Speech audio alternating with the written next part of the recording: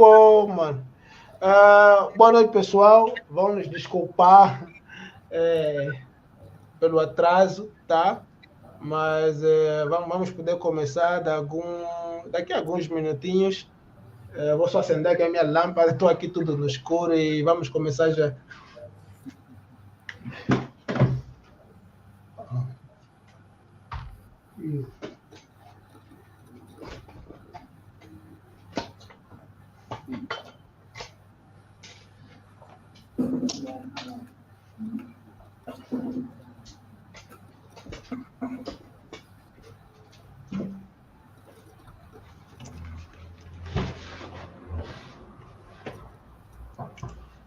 Vai.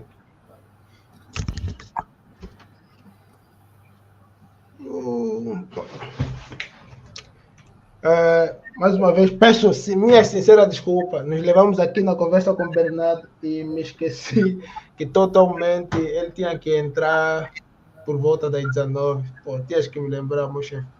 Eu só sabia que era às 20, tá? Boa! Pô, eu pensei que só seria às 20. Então, pessoal, bem-vindo ao Wish Training Day. Não é nada mais do que um evento que nós aqui pensamos dentro do projeto Wish Tech Talk, em que a ideia é trazer a realidade do dia a dia dos nossos trabalhos, né? E como é que nós solucionamos isso e, com base a isso, vos ajudar a avançar na vossa jornada de TI, na vossa jornada estudantil, tendo em conta como é que já é e como é que funciona no dia a dia. Então, para o primeiro convidado, temos aqui o Bernardo, que vai falar conosco aqui acerca do mundo do Excel, como é essa questão de automação de processo.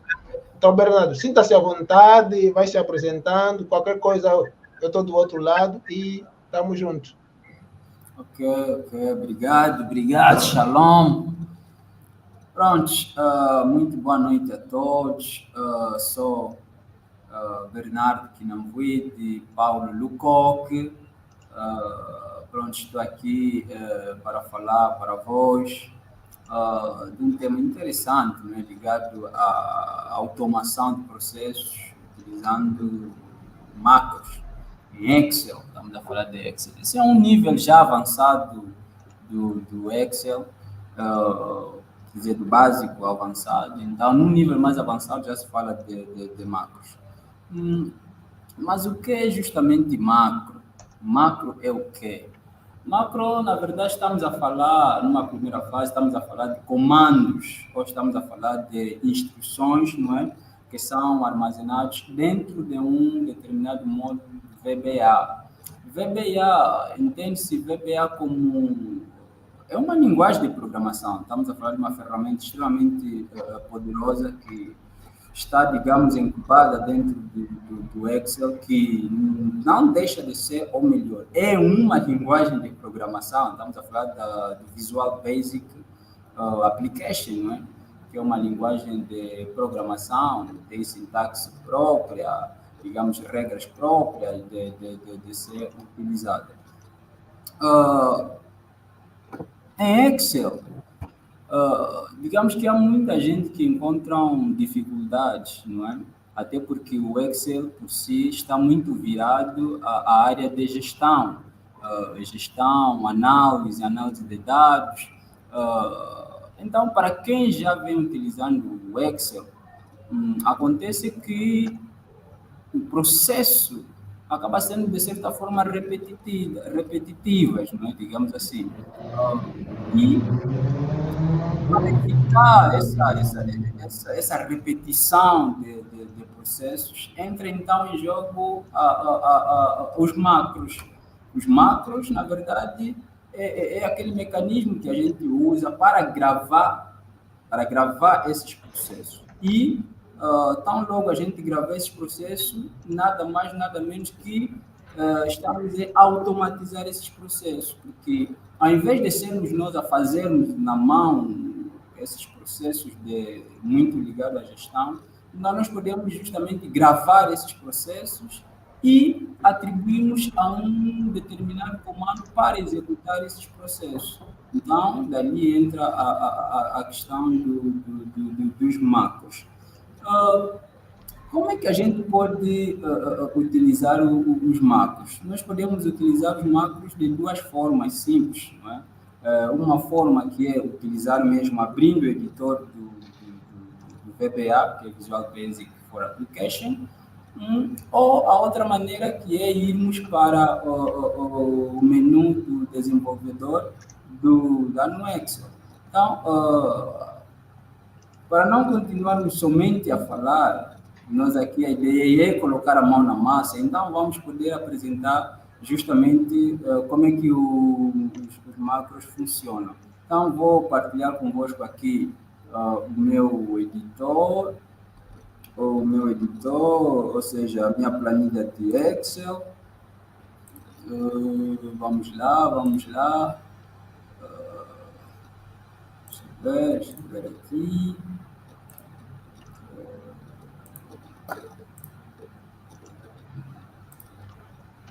Pronto. Então, tenho aqui a minha planilha do Excel, né, uma folha. E dessa folha, vamos tentar criar aqui um exemplo.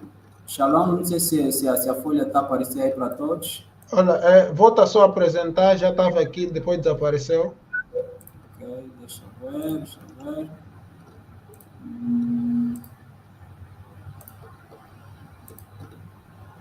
Opa, acho que aqui uma...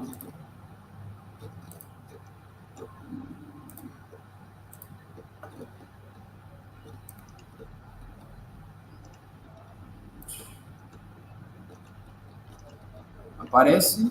Agora foi. Ok. Pronto.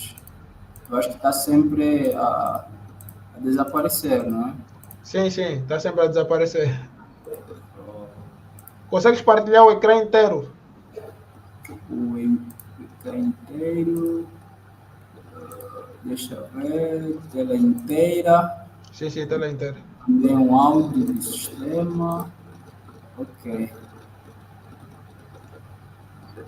Aparece? Agora aparece, sim. Ok, obrigado. São questões técnicas. Prontos. Então, nós podemos encontrar aqui os macros, não é? Nesse caso, a partir dessa guia do desenvolvedor, onde nós temos aqui Visual Basic e também temos aqui o macro. Então, o que é que nós podemos fazer numa primeira fase? Apresentar como é que o macro realmente funciona. Vou colocar aqui, por exemplo, nome, não é? Vou colocar aqui o nome de alguém. Deixa lá, nome. Posso também colocar aqui o gênero, não é?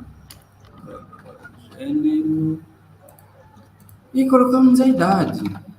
Pronto. E aqui, de antemão, podemos criar, para quem já usa o Excel, já é muito simples, não é? Podemos vir aqui, criamos isso em forma de tabela.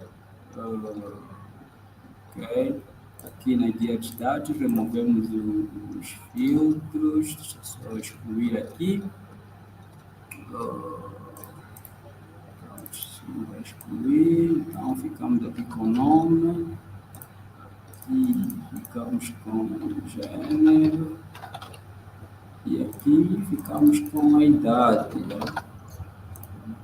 A ideia aqui é simplesmente apresentarmos justamente como é que os macros funcionam.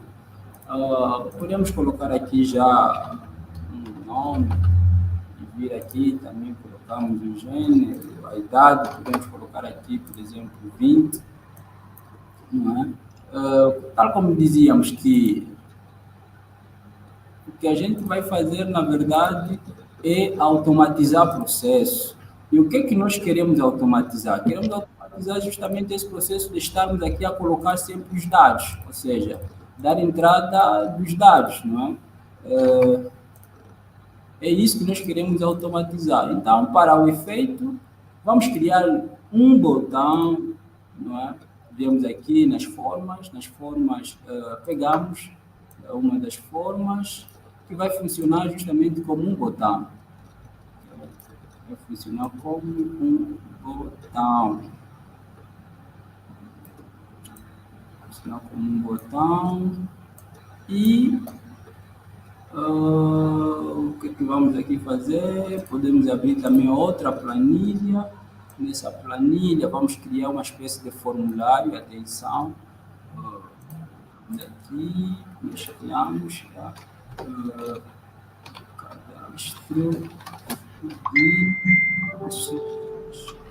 Cadastro de alunos, pode ser assim. E aqui a gente vai colocar, por exemplo, o nome do aluno. Aqui colocamos o gênero.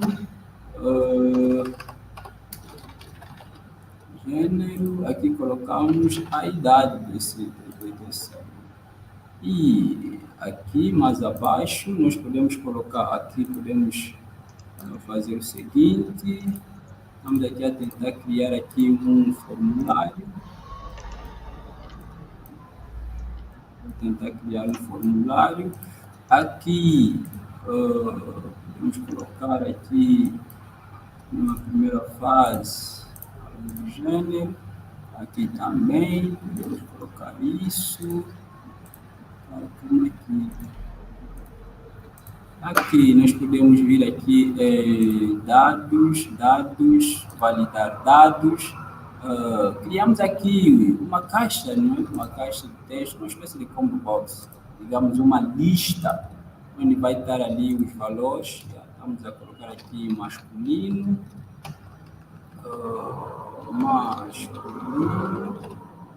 e depois temos aí um ponto e vírgula, vamos colocar então feminino. Tá?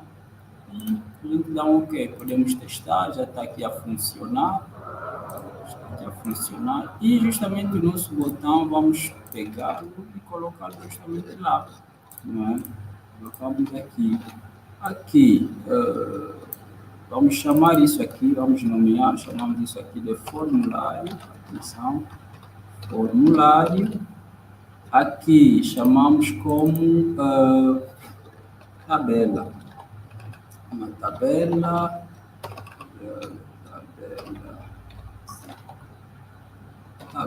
Pronto. Então, aqui no nosso formulário, o que é que nós queremos de concreto? Queremos, vou colocar aqui, nada mal também.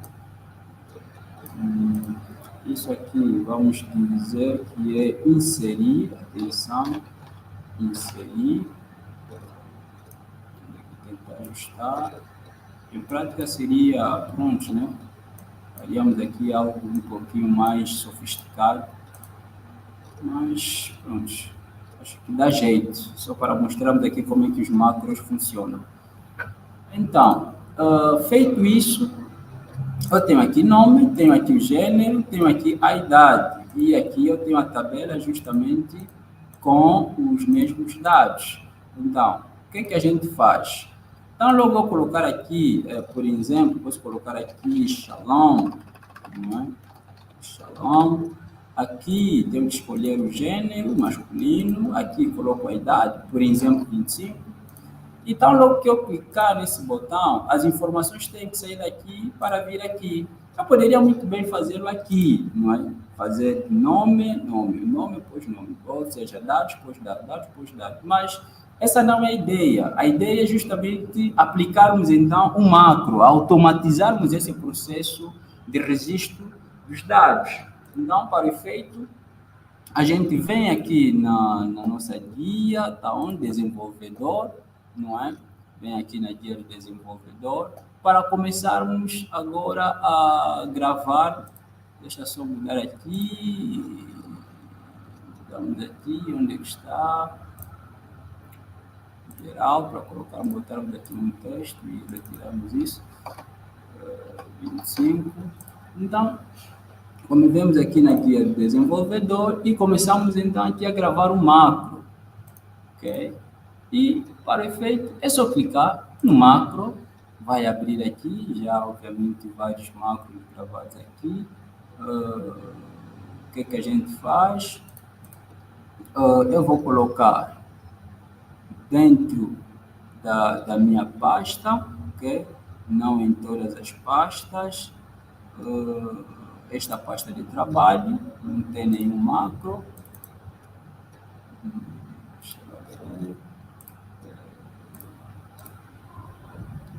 as pastas. Aparece aqui.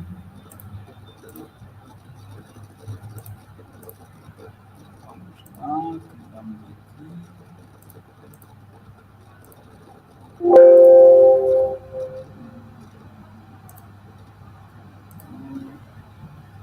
Esta pasta de trabalho.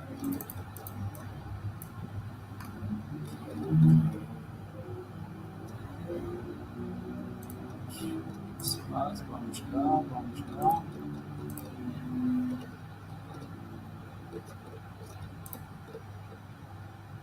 Essa pasta não tem nada, pasta personalizada, pasta de trabalho, todas as pastas.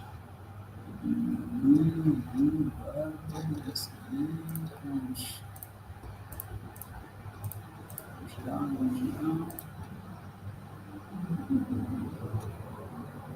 Vai me dar a opção para, vamos daqui, gravar, ok.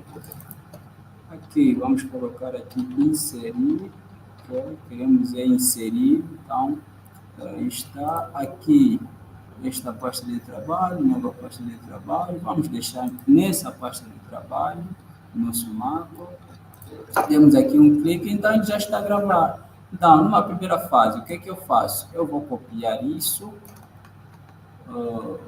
Antes disso, vou parar aqui a gravação, vou começar novamente. Aí está, vou excluir, ok. Começo. Primeiramente, eu vou copiar isso. Vou colar aqui, ok.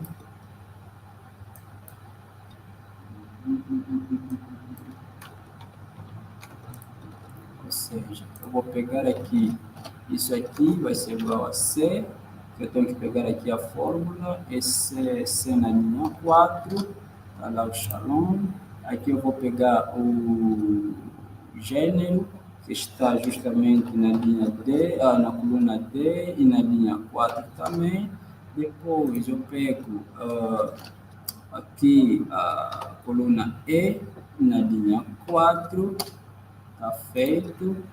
Agora eu posso começar a gravar. O que eu faço? Venho aqui, vou chamá-lo de inserir e está nessa pasta, ok? Pronto, vou copiar isso, atenção, vou copiar e vou gravar nessa linha a seguir. A gravação aqui vai ser justamente, vou colar com 1, 2, 3, vou colar os valores, depois eu vou copiar aqui, volto justamente aqui na minha tabela, deixa eu aumentar o zoom, clicamos aqui, não é? E o que é que a gente faz? Vem aqui, deixa eu ver, inserir, não, vamos vir aqui, então, aqui, inserir células copiadas, então vou aqui,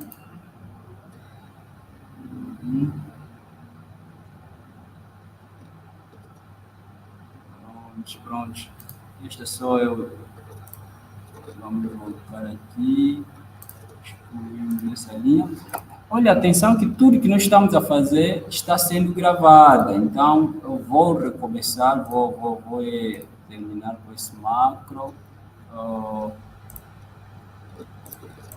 já vão entender por quê, porque eu acabei colocando um outro processo, que era justamente excluir uma das colunas, então isso também foi gravado no nosso macro. Então, para evitar erros na execução desse macro, por exemplo, ao qual eu decidi parar com a gravação do macro, então vou rever esse macro e vou voltar a excluir esse macro, só assim venho aqui, também vou excluir o que eu já fiz aqui, mas esse aqui permanece, atenção.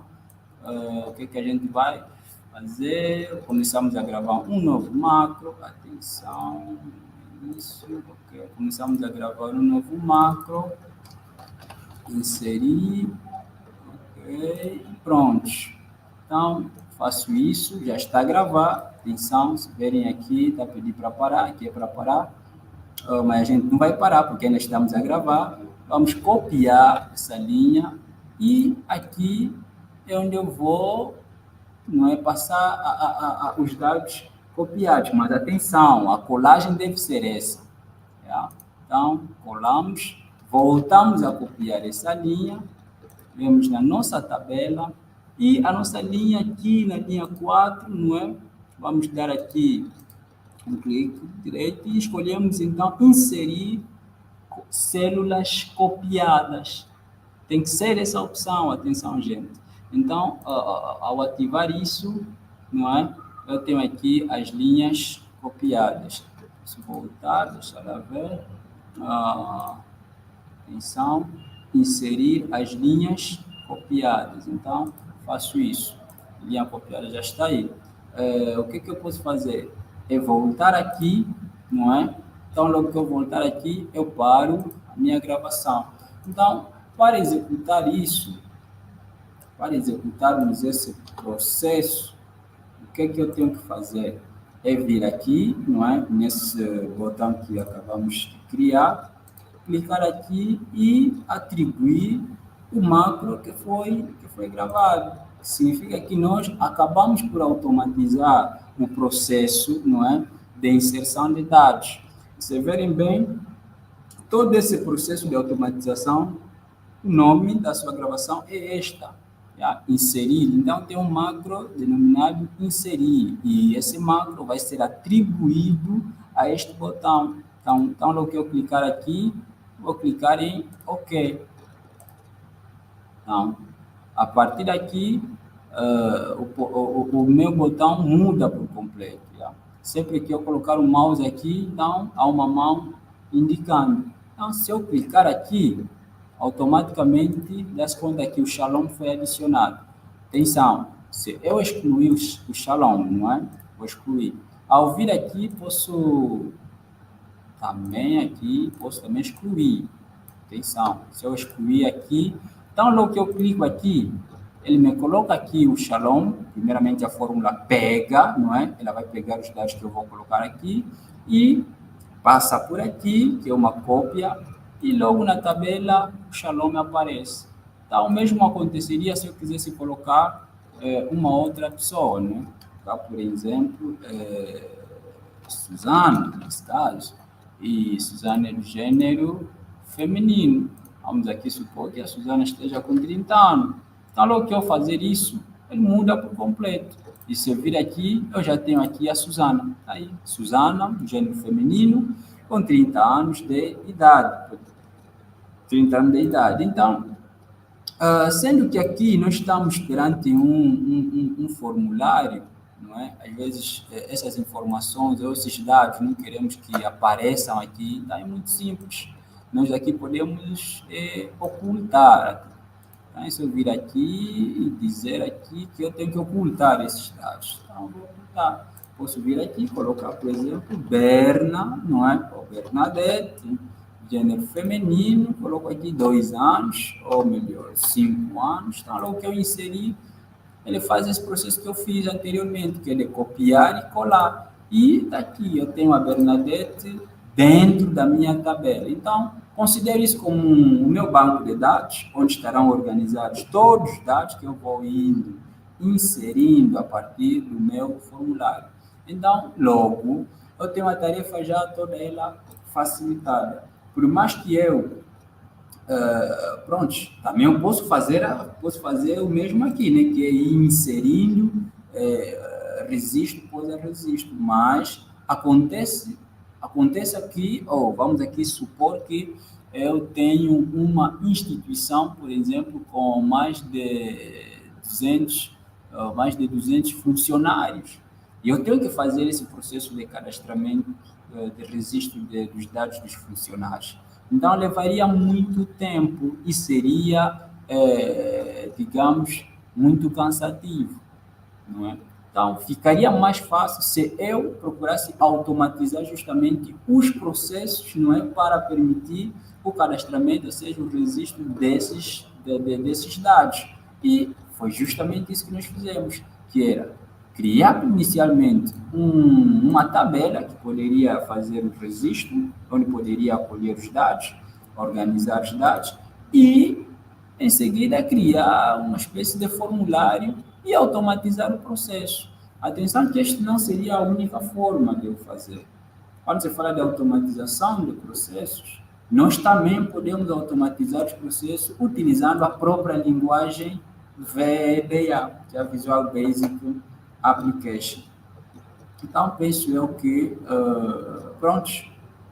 de uma forma geral, acabamos por chegar, então, ao fim daquilo que era a nossa apresentação, já que nós queríamos colocar a mão na massa e mostrar justamente como é que os macros funcionam e dar a entender, não é, aos usuários de Excel, àqueles também que realmente querem começar uma jornada no Excel para análise de dados, sobretudo, porque esse acaba sendo uma das maiores finalidades também do Excel, não é? Mostrar a eles como é que realmente os macros atuam, como é que os macros ajudam na automatização dos processos, porque os ganhos são evidentes. É o que estou aqui a falar para vós. Na verdade, automatizo vários processos e, com isso, acabo ganhando tempo, atenção, acabo ganhando tempo, não é? Reduz-se ali aquele tempo, o tempo que a gente perde quando os processos são feitos de forma sequencial. Então, realmente, os macros acabam ajudando muito. Tem aqui a pergunta do Pedro Agostinho. Ele pergunta, mas trata-se de macros ou VBA? Mais ou menos que você apresentou. É macros ou VBA? Pronto, a nossa apresentação, na verdade, surge só em macro, não é VBA. VBA seria começar a programar mesmo, colocar ali linhas de código. E nós aqui, nós de certa forma, não codificamos nada. Nós simplesmente gravamos os processos e nós acabamos atribuindo ao botão. E o botão foi repetindo justamente aquilo que nós fizemos inicialmente. Ok, bom. Deixa-me só cá fazer uma pergunta. Se o pessoal tiver aí pergunta, vamos deixando aí no chat e vamos aqui fazer a nossa pergunta ao nosso engenheiro Bernardo. Eu gostaria de saber, a automação de processos já usando o Micro Excel, tipo, dentro das nossas tarefas do dia a dia, a nível local, qual seria mais ou menos, se você pudesse exemplificar, as tarefas que poderíamos aí reduzir, estás a ver? Falaste de produtividade e tudo mais, mas no contexto prático, do jeito que você tem trabalhado, do jeito que você tem visto, quais seriam mais ou menos as tarefas que nós poderíamos automatizar os processos? Ok. Olha, Shalom, acontece que eu, por exemplo, presto serviços, não é, para uma instituição de ensino. Ok. E nós temos aquele momento que, numa primeira fase, temos que inscrever os candidatos, depois os candidatos acabam passando, não é? É uma fase de teste, depois os candidatos, os apurados, né, têm que fazer as inscrições. Olha que tem sido um momento muito conturbado, porque é um volume de dados, de processos que a gente recebe. E esses processos, ir cadastrando, ir fazendo registro no Excel, sem automação, mano, acaba sendo exaustivo. E, de certa forma, também nos leva em cometer vários erros. Até porque o Excel, se nós vermos, o Excel não é como não vamos olhar para o Excel como um banco de dados, como um banco de dados. Atenção que ela não é um banco de dados. Apesar que nós podemos utilizar outras ferramentas para evitar aquilo que é a duplicação de registro, mas inicialmente o Excel não é para esse tipo de atividades. Mas quando a gente usa a automação dos processos com Excel, então a gente ganha, a gente só sai a ganhar. E eu particularmente na instituição em que presto serviço, já temos utilizado o Excel para essas finalidades. Ok. Tem aqui a pergunta do Olávio. Ele pergunta o que é um macro e para que serve concretamente? Bom, macro. Macro, na verdade, é um conjunto, né? Vamos assim dizer que trata-se de um conjunto de comandos, ok? Conjunto de comandos, instruções, ok? E funções também, que por sua vez são, digamos, armazenadas, não é? Dentro de um módulo VBA, ok? Com ações determinadas de forma sequencial para a posterior execução. Então, macro é isso. Macro é justamente isso, não passa de um comando, uma instrução, uma função, um procedimento, que por sua vez são gravadas, tal como acompanharam no exemplo que nós demos, não é? Quando metemos a mão na massa, nós simplesmente gravamos aqueles procedimentos, e aqueles procedimentos, não é? Por sua vez, ficam armazenadas dentro do VBA, porque VBA, na verdade, é a linguagem que permite com que tudo isso acaba funcionando. Então, macro é isso. Macro é nada mais, nada menos do que gravação de instruções, comandos, funções que acabam sendo armazenados na linguagem VBA, que é a linguagem que fica por detrás do próprio Excel. Então, macro é isso. E temos aqui a pergunta do Alberto Chial. Ele diz, existem quantos tipos de macros? Se é que existem também, né? Bom, existem quantos tipos de macro? Ficaria muito complexo ter que responder a isso, porque é um dado em que na verdade, nunca tive contato. Eu simplesmente trabalho ou trabalho com macro ou trabalho com VBA.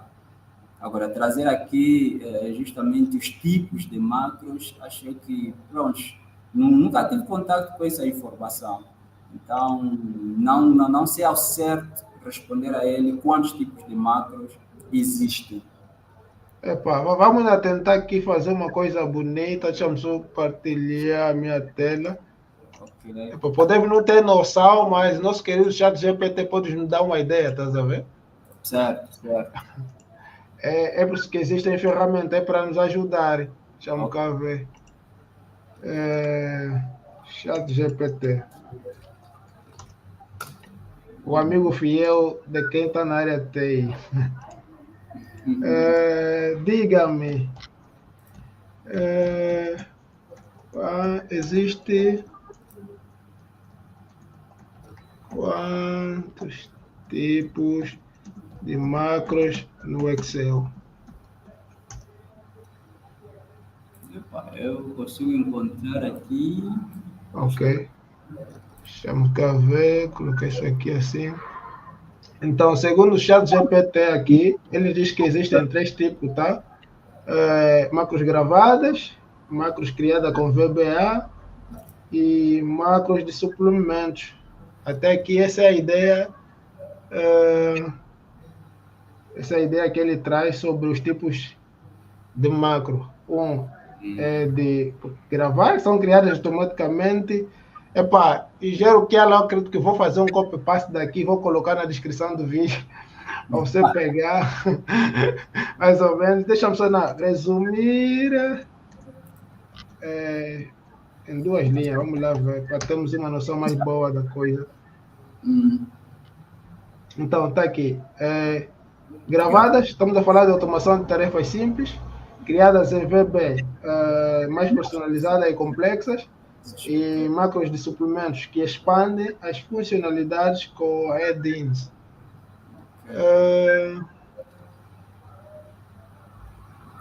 Nós ainda aqui encontramos macros de programação. Ok. E são justamente essas de VBA. Sim. Essa eu ver. O Olávio pergunta se poderemos ter uma live apenas sobre VBA. Pá, isso é convidar o Bernardo, mano. Eu não sei como é que trabalha com imagem VBA. Ah, eu acho que é possível, dentro daquilo que as nossas tarefas diárias, é possível nós encontrarmos um tempo, não é? Encontrarmos um tempo e falarmos disso. E se não for possível, então é normal também a gente fazermos uma pré-aula, já uma coisa gravada, e depois colocarmos à disposição. Nada Ok, mal. bom.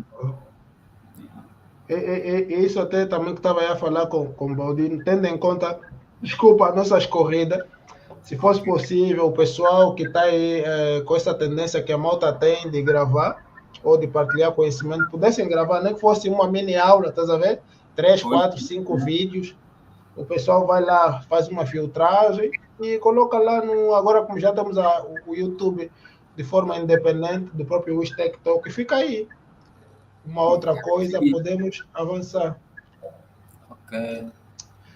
Chefe Baldino, eu estou à tua espera na sala, eu tinha que me ausentar, meu Deus. Meu comboio sai daqui a 8 minutos. Eu vou perder essa. A pergunta do Baldino é a seguinte: quais cuidados de segurança devemos ter ao usar macros, visto que ele automatiza alguns dos processos dentro do Excel? Ok. Pronto. Eu diria assim, acredito eu que o Baldino terá acompanhado pelo menos a componente prática. Eu repeti, em algumas vezes eu acabei repetindo a gravação do macro. E no momento eu havia dito que não, vou repetir porque eu acabei excluindo uma coluna, que era justamente a coluna inicial, né, a coluna A. E a exclusão daquela coluna, de certa forma, entra na gravação do macro. E então, logo eu atribuir o macro para ser executado, o que iria acontecer? O macro iria justamente fazer aquilo que eu fui fazendo no momento da sua gravação. Então, ao gravarmos os macros, temos que ter justamente esse cuidado, direcionar o macro para uma única finalidade. Queremos fazer isso, então vamos automatizar isso. Se não for isso, se ao decorrer do processo acabarmos por executarmos uma outra tarefa, então, de certa forma, nós não estamos a seguir aquilo que era o objetivo inicial, na qual nos levou a criar um macro, porque aquela tarefa extra, de certa maneira, vai ser executada. Então, nós temos que ter esse cuidado todo. É basicamente isso. Ok. Pessoal, dúvidas? Temos aí mais dúvidas? Enquanto estamos aqui no aguardo do Balduino, não sei se vocês têm mais dúvidas.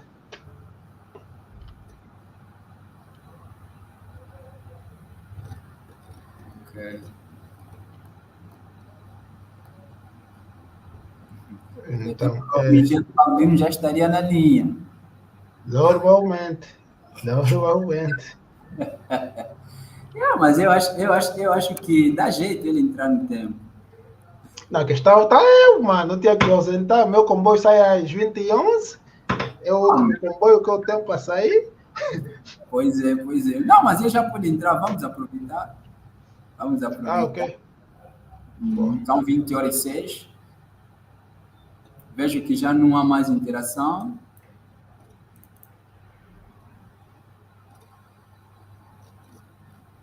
Ok.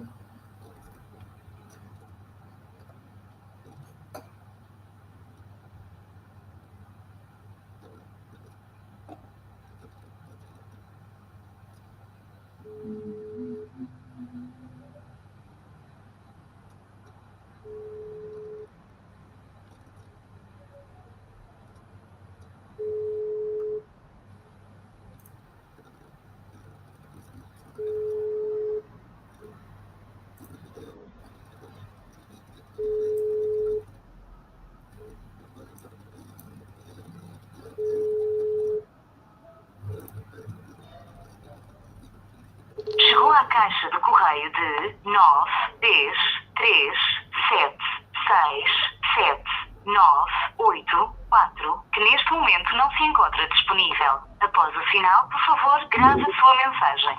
Para terminar, desligue o telefone ou marque cardinal para mais opções.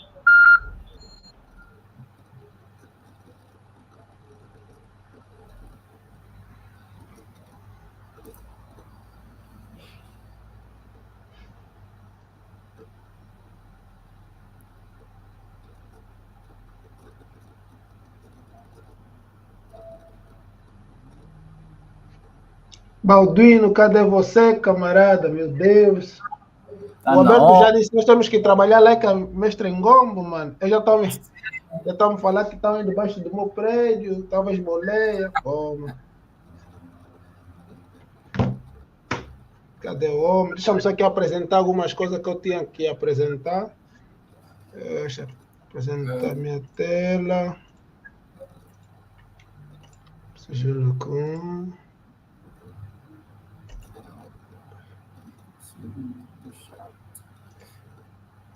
Pô, chefe Baldino, muito boa noite, pessoal.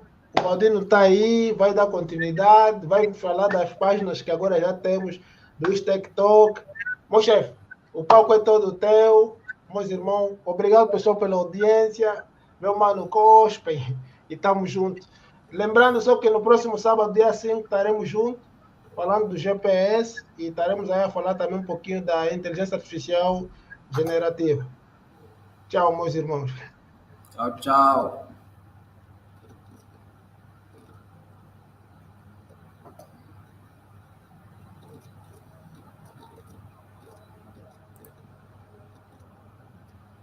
Boa noite a todos que estão aí a nos acompanhar. O Shalom acabou por nos deixar aqui. É uma honra estar de volta aqui. E pronto, né? Acredito eu que já estamos mais que na hora, já estou até com um certo atraso. E acredito que estamos na hora de começarmos com o segundo painel, né?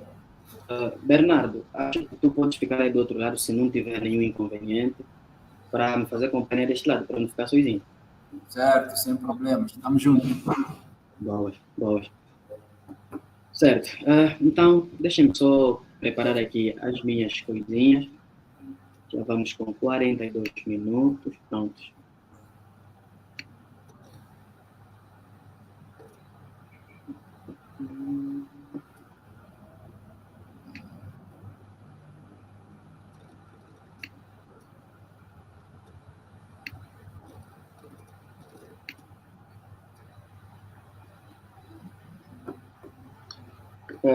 Espero eu que todos estejam a ver a tela.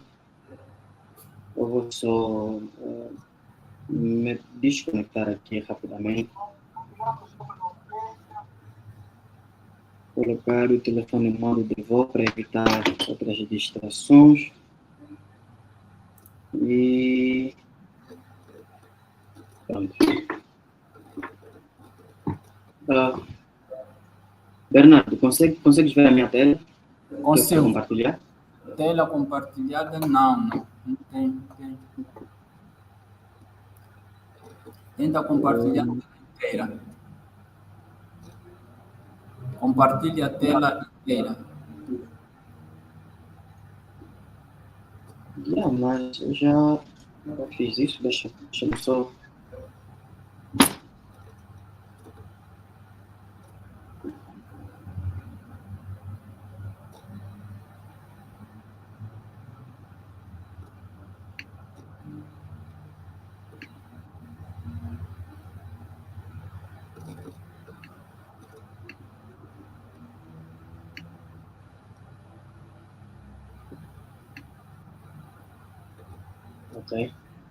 Ok.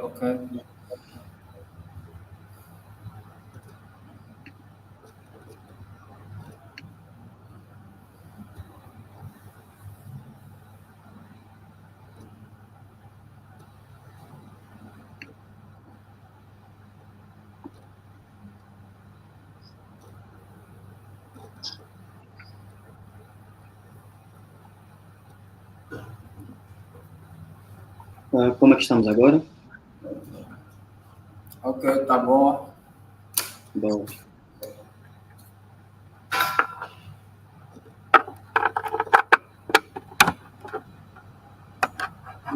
fazer eventos ao vivo é um pouco mais complicado do que eu sinceramente andava a esperar.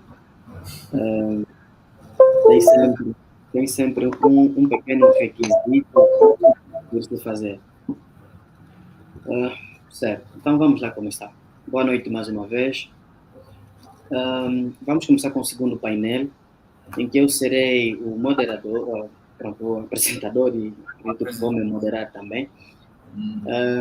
Eu vou falar sobre versionamento de código, e vamos começar com a tecnologia Git e o GitHub. Se eu puder falar um pouco sobre mim, eu sou o Balduino Antônio Fernando, sou pai, esposo, sou desenvolvedor web independente. Quanto à minha formação, eu sou licenciado em Engenharia Informática pela Universidade de Quimpavita, Luís.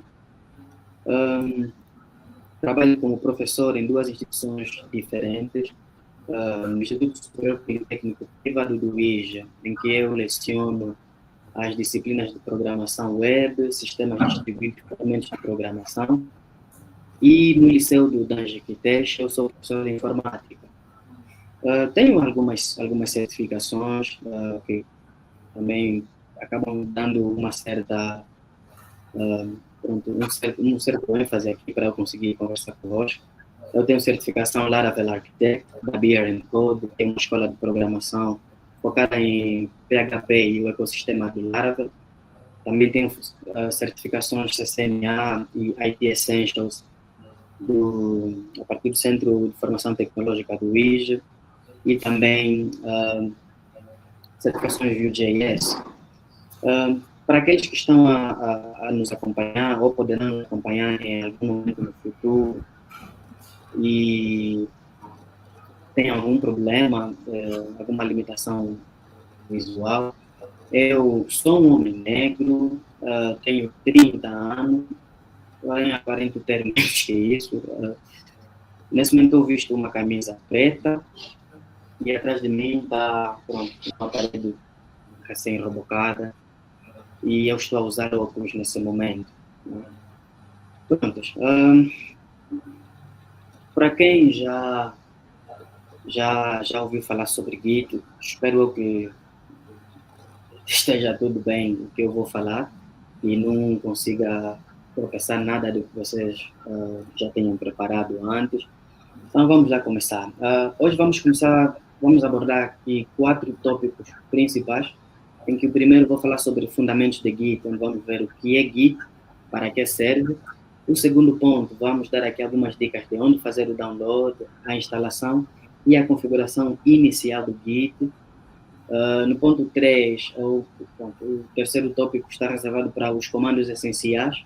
E o quarto, vamos prosseguir, dar algumas dicas de quais passos é que vamos seguir para conectar os nossos repositórios locais para a plataforma do GitHub. Né? Também veremos mais outros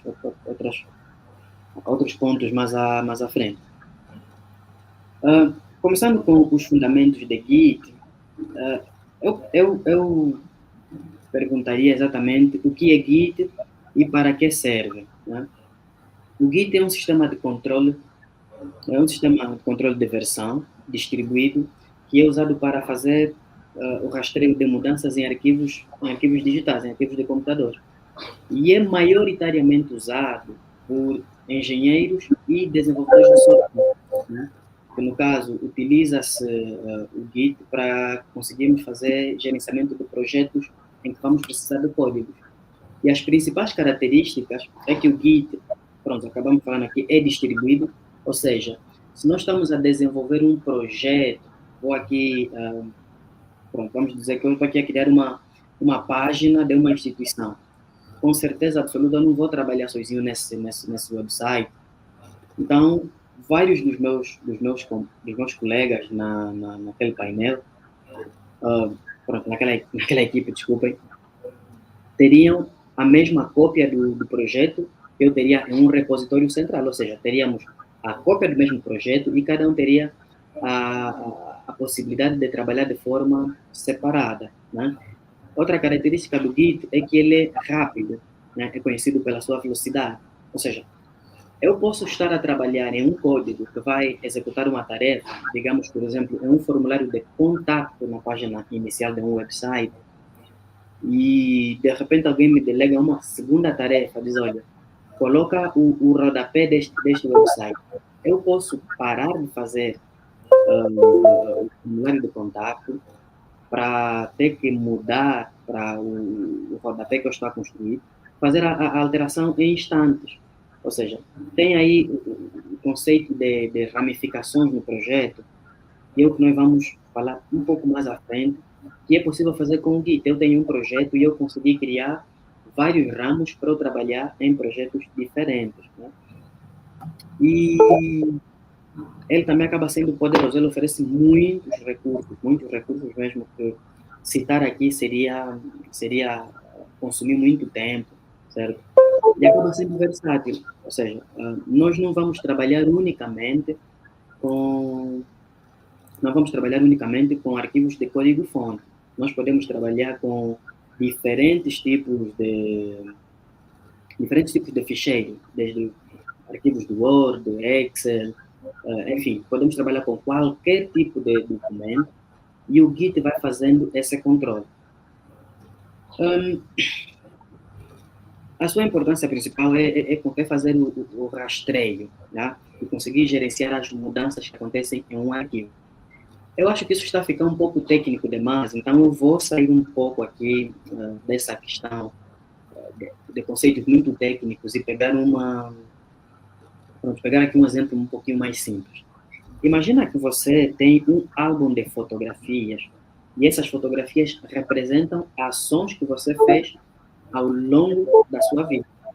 Como é que você lembraria o que é que você fez, por exemplo, no dia 14 de abril de 2014, certo? Você ia recorrer ao álbum, saber que, olha, eu faço fotografias o dia todo e eu vou ver o que é que eu fiz no dia 14, a partir da fotografia que está no álbum.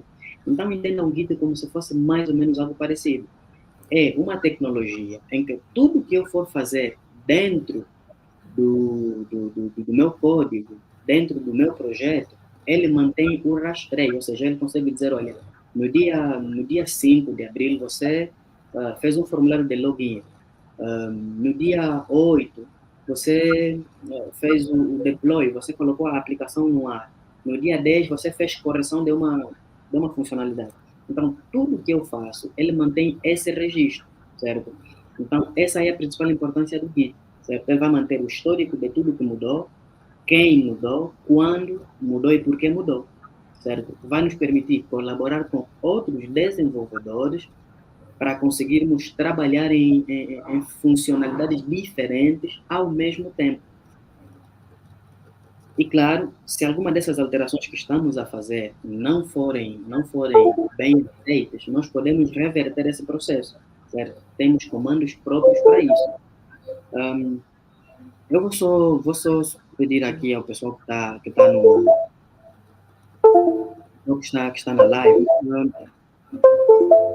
Bernardo, agradecia só se colocares o seu microfone no mudo a partir do palco, já que eu estou a fazer a apresentação. Ok. Bom, obrigado.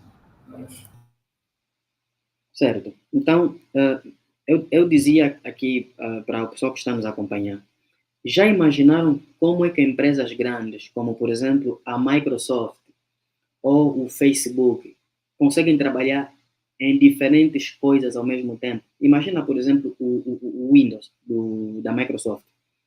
Como será que é desenvolvida? Será que eles utilizam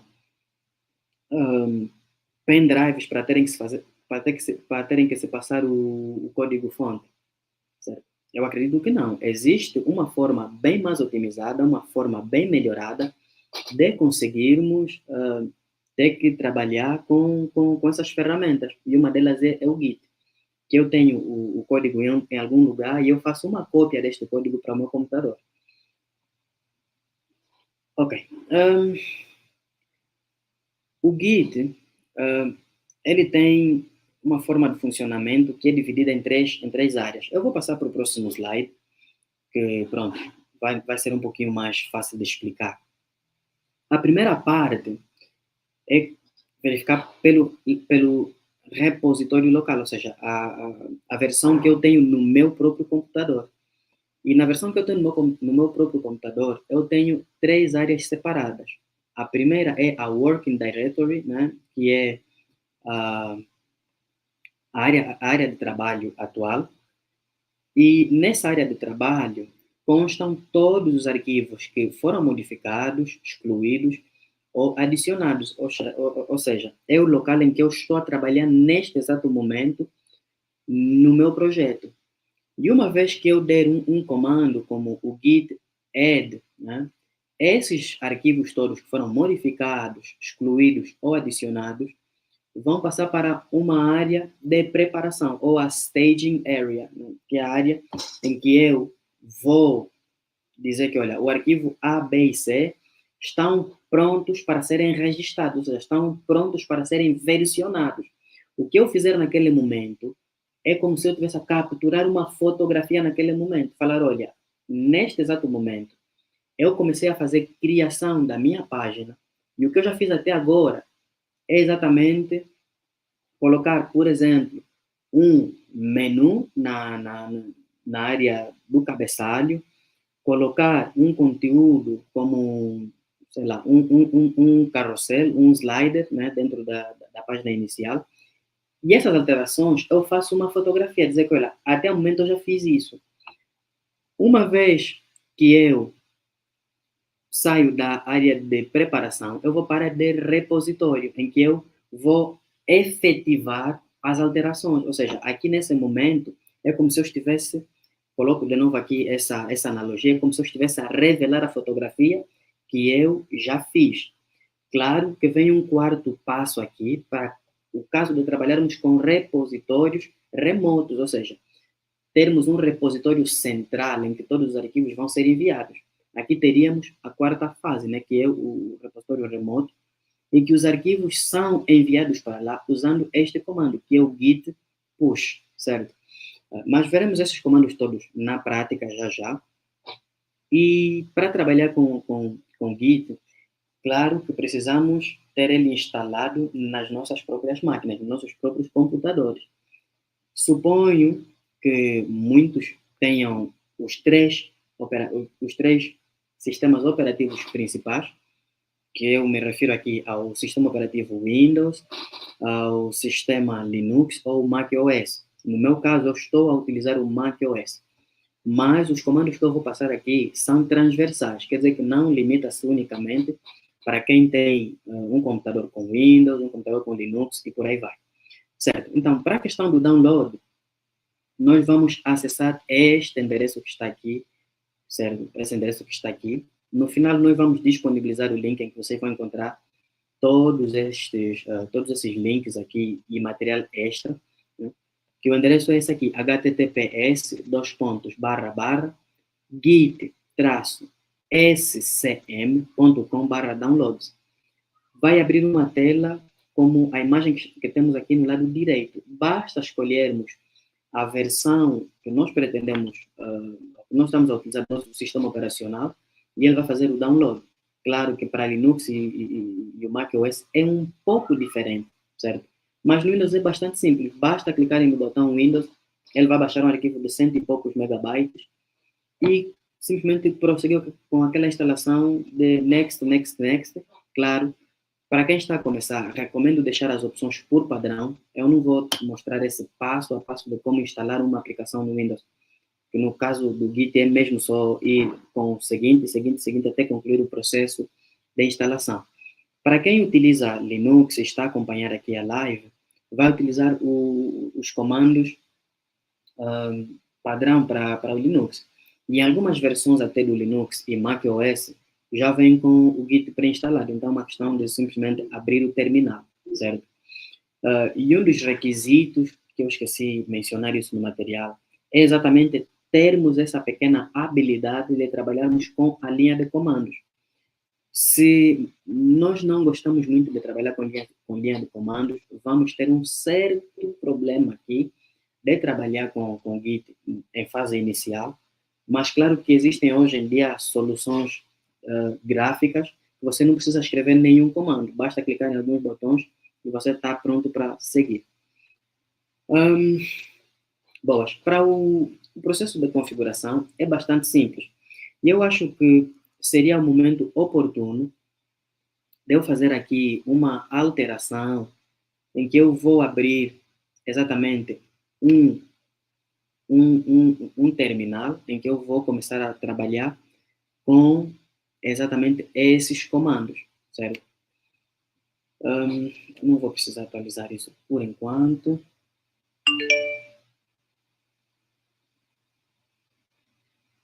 Certo, deixa-me fechar isto. Vou abrir aqui também o meu Finder, que no caso seria equivalente ao... pronto, seria equivalente ao Explorer do Windows. Vou fazer o seguinte, vou criar uma nova pasta, em que eu vou chamar aqui de Widget Tech Talks.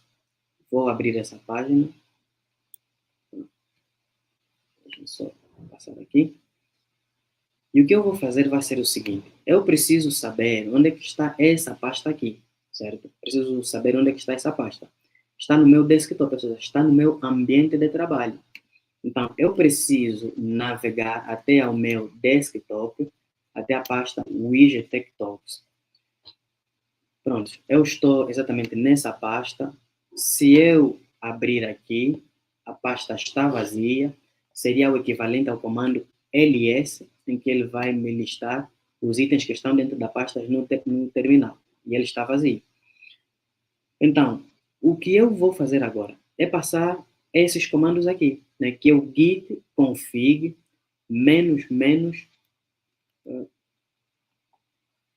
permitam só aumentar aqui o tamanho da letra, creio eu que fica melhor assim.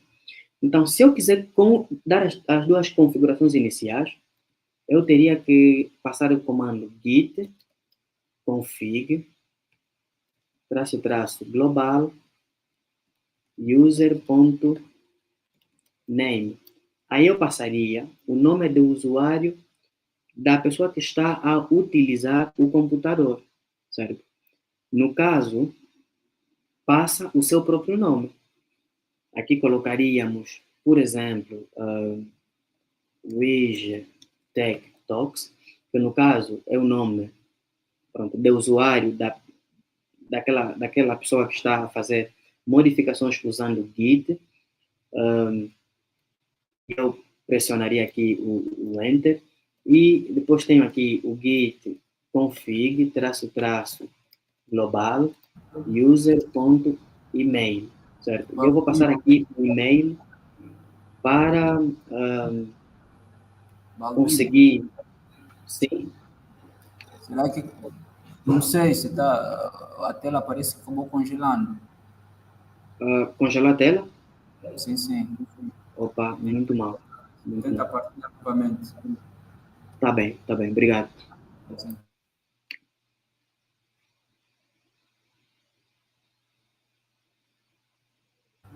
Tenta partilhar novamente. Certo.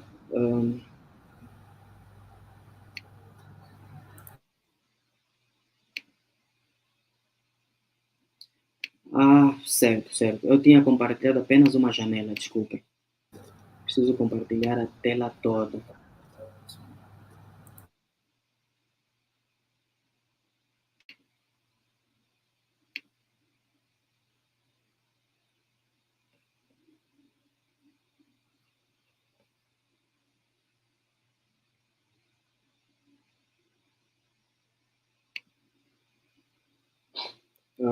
Creio que conseguem ver agora, certo? Agora tá bom. Boa. Deixem-me só repetir rapidamente isto aqui. Certo. Então, o que geralmente acontece é, eu tenho um projeto, e os projetos aqui vão variar, certo? Há quem está aí a desenvolver um sistema de gestão escolar, há quem está a desenvolver um sistema de biblioteca, uma aplicação de IA, enfim. Não importa o que você esteja a desenvolver, os passos vão ser os mesmos. Criar uma pasta, que no caso, eu tenho a pasta aqui embaixo com o nome Widget Tech Talks, e aqui, por exemplo, você meteria sistema, gestão escolar, por exemplo, certo? Que é o nome do projeto, que é onde nós vamos, na verdade, fazer os nossos exercícios. No Windows, o passo a seguir seria abrir o CMD, né? Abrir o CMD e começar aqui a fazer as configurações iniciais. Lembrem que eu criei a minha pasta no ambiente de trabalho, então eu preciso, deixa eu só dar um zoom aqui, eu preciso passar aqui um CD, desktop, né, que eu preciso acessar o meu ambiente de trabalho, e eu vou passar aqui a pasta, sei lá, Sistema Gestão Escolar, que é a pasta que eu criei há pouco, ou a pasta Widget Tech Talks, que também é uma pasta que foi criada recentemente. Se eu passar aqui um ls, que é o comando para listar itens que estão dentro de uma pasta, vê que ele não retornou absolutamente nada. Seria o equivalente a eu fazer 2 cliques na pasta, né, e ver que eu não tenho também nada aqui nessa pasta. É exatamente a mesma coisa.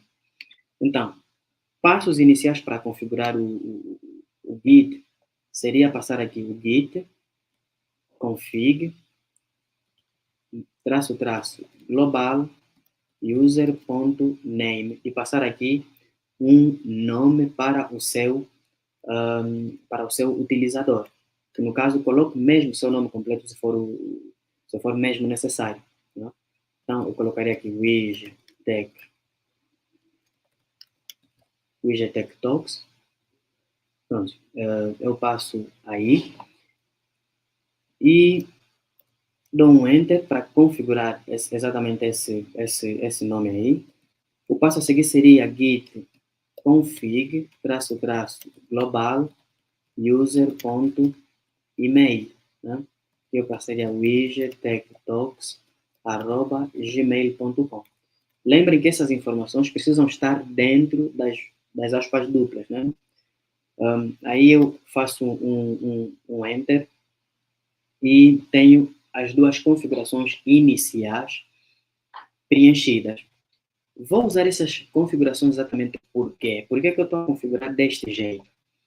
Nesse caso, eu estou aqui a informar que quando o Git começar a fazer o rastreio do meu projeto, começar a rastrear os meus arquivos, toda vez que eu fizer alguma alteração no código-fonte, o Git vai registrar, olha, quem fez a alteração deste arquivo foi, por exemplo, o Balduino, no caso, se fosse eu a fazer a modificação, seria o Bernardo, o Shalom, enfim, cada um vai ter o seu próprio registro, certo?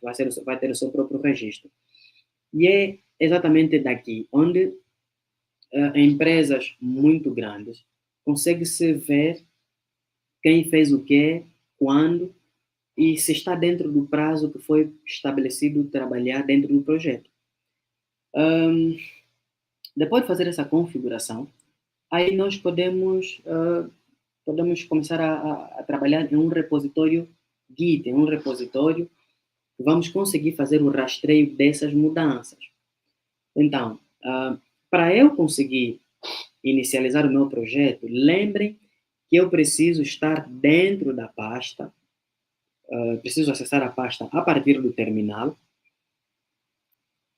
a partir do CMD, para quem está a utilizar o Windows, e usar o comando git init, ou seja, eu aqui estou a inicializar o meu repositório como um repositório Git. Prestem só atenção que depois de Widget Tech Talks eu já não tenho praticamente nenhum retorno, exceto aquilo que eu estiver a escrever. Mas após isso, git init, eu estou a utilizar algumas extensões aqui para otimizar o meu fluxo de trabalho. Então veja que ele me passa aqui a mensagem, dizendo que, olha, você inicializou um repositório que por enquanto está vazio, não tem absolutamente nada. Nós não criamos nenhum arquivo, nós não fizemos absolutamente nada. E ele está nessa pasta aqui, ou seja, ele criou uma pasta .git, uma pasta que, para quem utiliza macOS ou Linux, é uma pasta que vai estar oculta, né? É como se ela nem existisse. E ele aqui diz que, olha, o repositório é Git. Neste momento, eu estou na ramificação principal do meu projeto.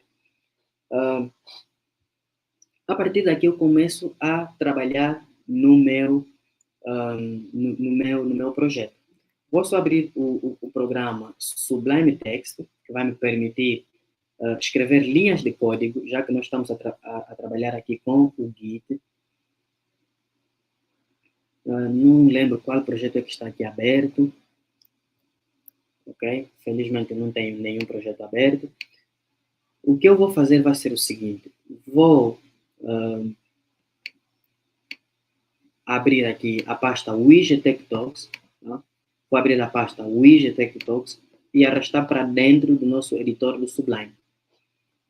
Para facilitar a leitura, eu já deveria ter feito isso. Deixa só mudar aqui uma cor branca para facilitar a leitura. Aumentar o tamanho da letra. Certo. Então, eu vou começar por criar um arquivo que para muitos é habitual, que é um index.html.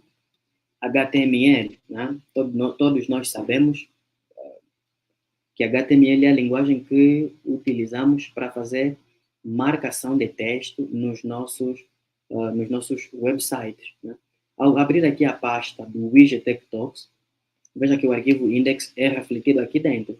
Se eu abrir a partir do meu terminal e passar o comando ls, o mesmo arquivo está aqui. Então, estamos todos no mesmo local.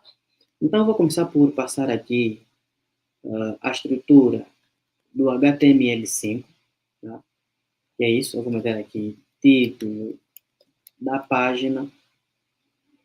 Ok? E vou meter aqui uma mensagem. Né? Vou meter aqui uma mensagem dizendo iniciando com Git. Vou abrir a página e pronto, tenho aqui a página aberta com o navegador, né? Com a mensagem iniciando com Git. Agora, para nós irmos trabalhar com Git, lembrem-se que aqui no slide, deixem-me só abrir rapidamente o slide. No slide eu disse que para trabalharmos com o Git, nós temos 3 áreas principais no nosso repositório local, que é a Working Directory, ou a área de trabalho atual, a Staging Area, que é a área de preparação, e a área de repositório.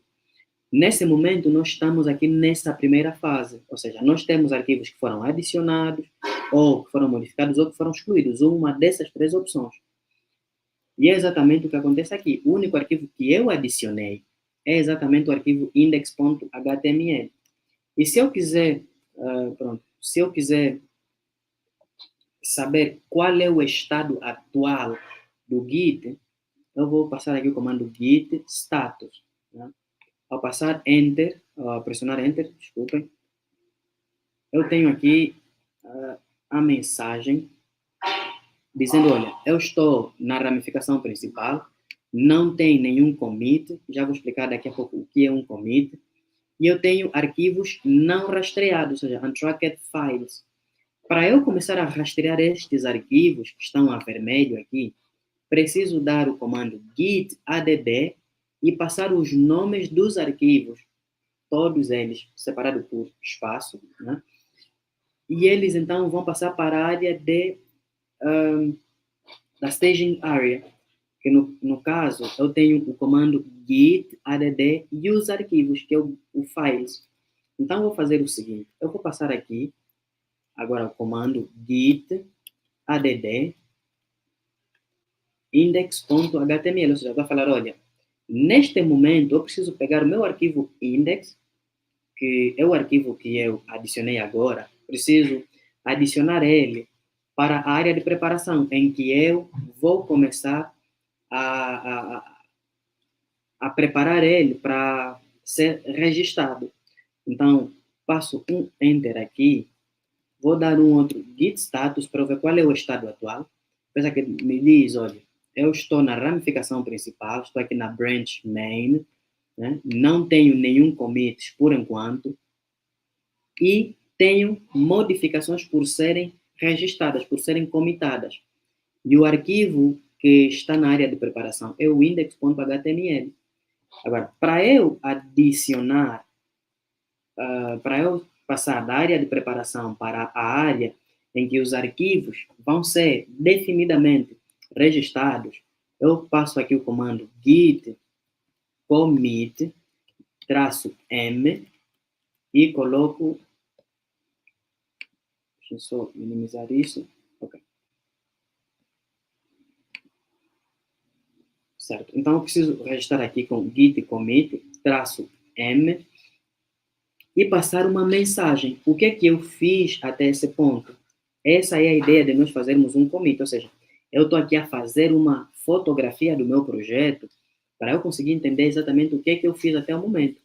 E as mensagens aqui precisam ser mensagens descritivas, mensagens que vão de encontro àquilo que você fez.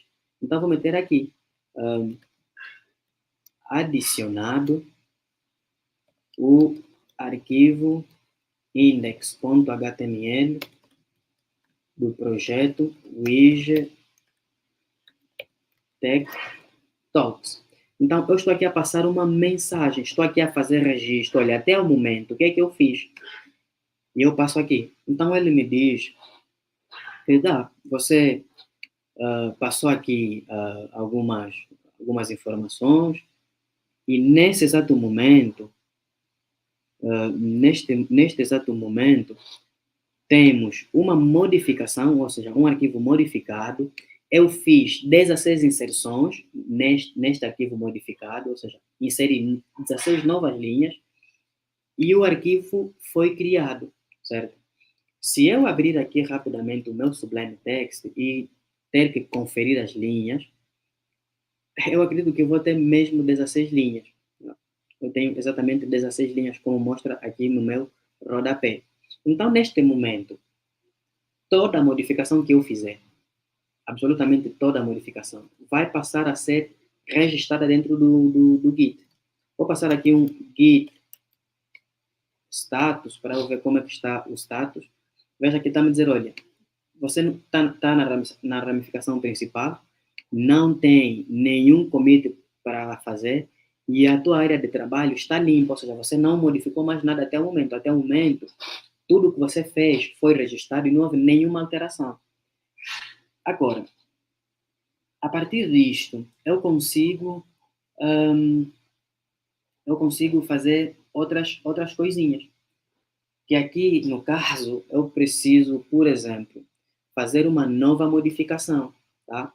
Vou passar aqui um parágrafo com 30 palavras. Tá? Tentem não ligar muito o conteúdo. Vou verificar rapidamente no browser.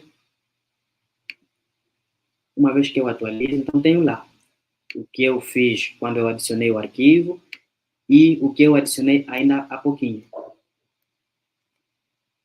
Vou passar um novo comando do git status para ele mostrar qual é o estado atual do meu arquivo. Para dizer que, olha, tem modificações que ainda não foram para a área de preparação, aquela staged area, né? Tem arquivos que não estão nessa área.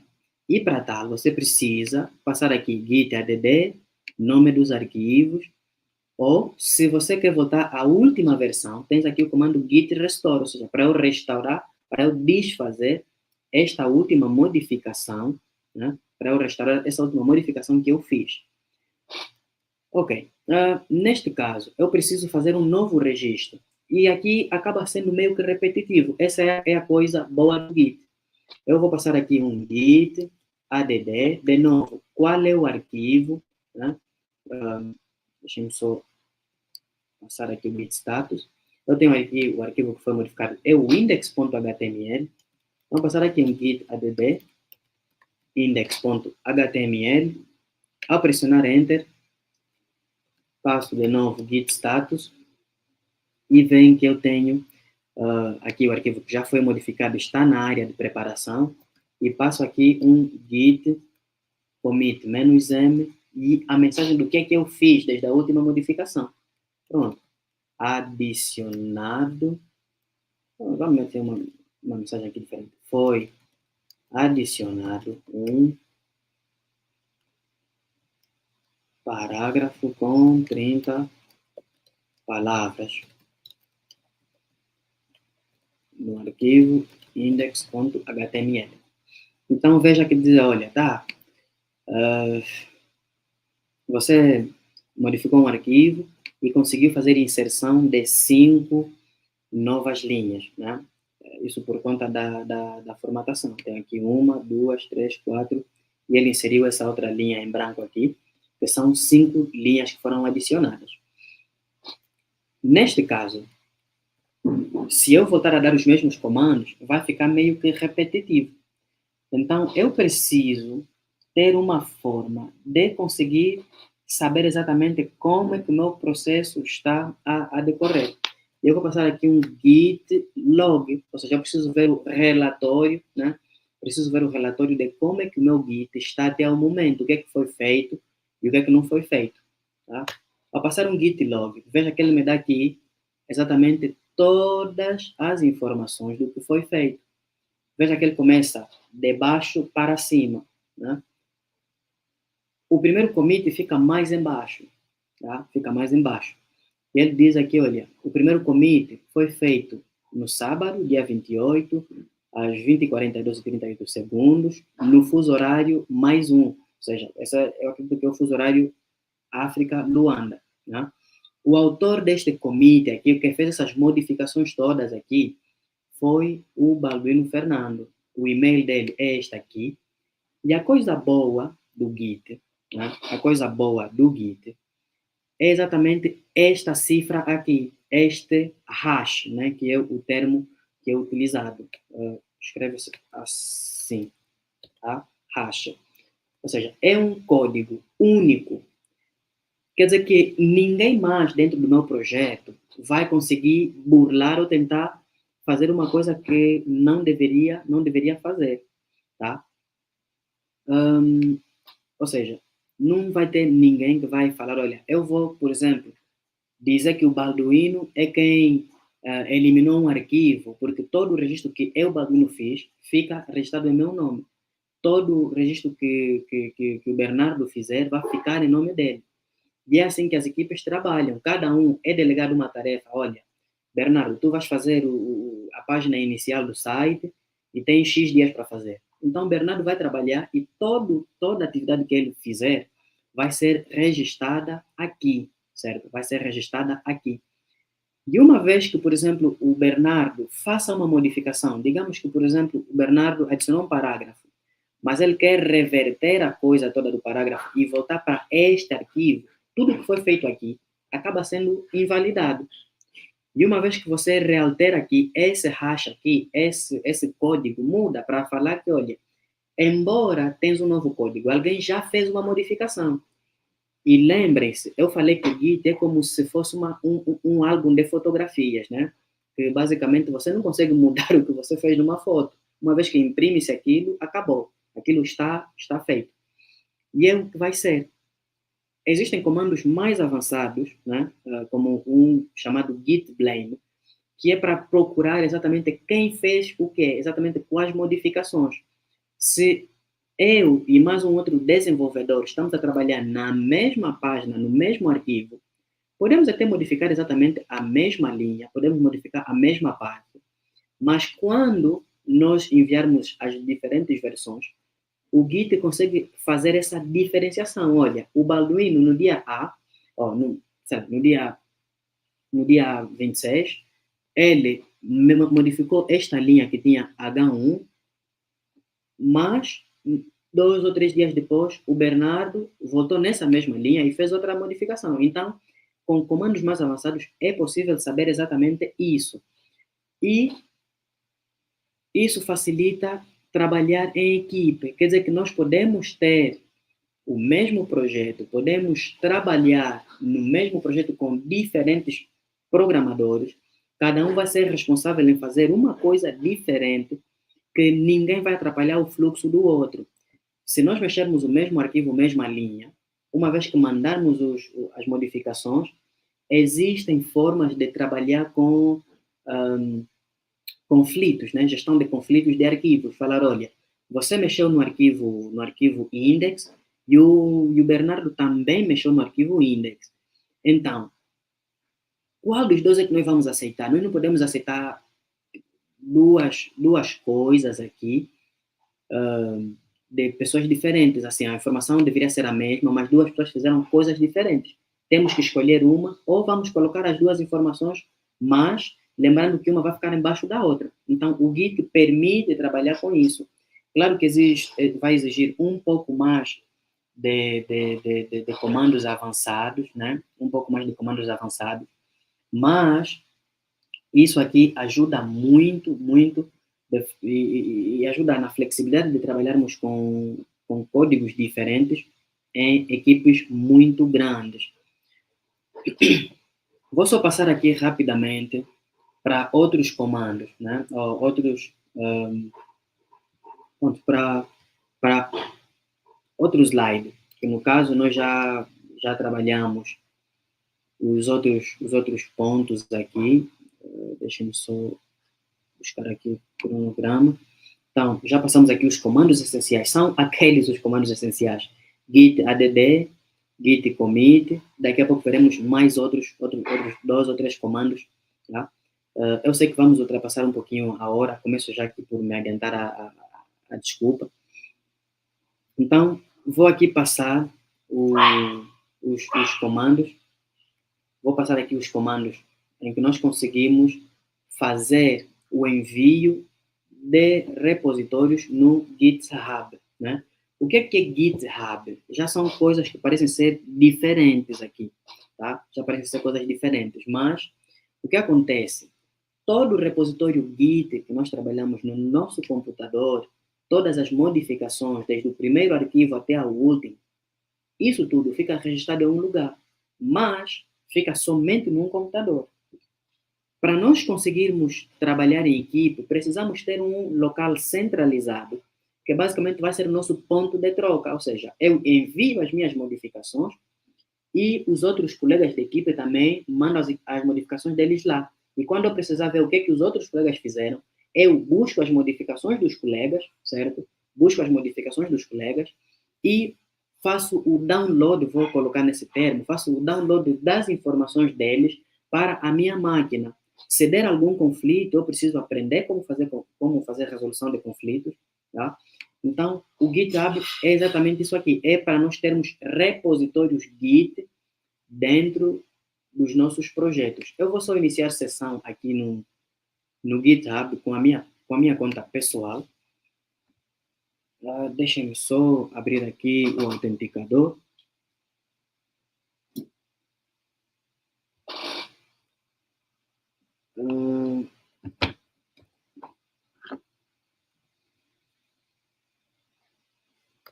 Acho que é isso. Pronto. Estou autenticado. Então, o que acontece? Quando eu precisar trabalhar com repositórios do GitHub, eu preciso enviar os meus arquivos, a página inicial do GitHub é exatamente esta aqui, né? Vai mudar um pouco em função ao tempo, mas é basicamente essa estrutura. E eu tenho aqui o botão New para eu conseguir criar um repositório. Mas este repositório aqui já vai ser um repositório remoto, já não vai estar na minha conta. Então, eu vou clicar no botão New e eu vou criar exatamente isso. Uma pasta online, vou assim dizer, exatamente o que o repositório significaria. Né? Vou meter aqui widget, talvez esteja pequeno para alguns, deixa eu aumentar aqui, widget training day, seção 1, tá? Vai ser exatamente esse o nome da pasta. Então, vou meter aqui pasta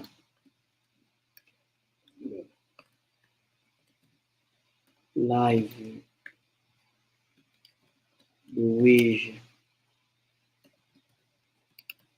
training day, seção 1, painel 2.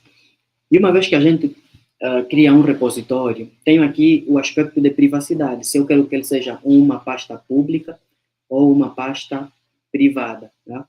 Pessoal, deem-me só um minutinho, vou fazer algo rápido mesmo. tá? Fazer algo muito rápido.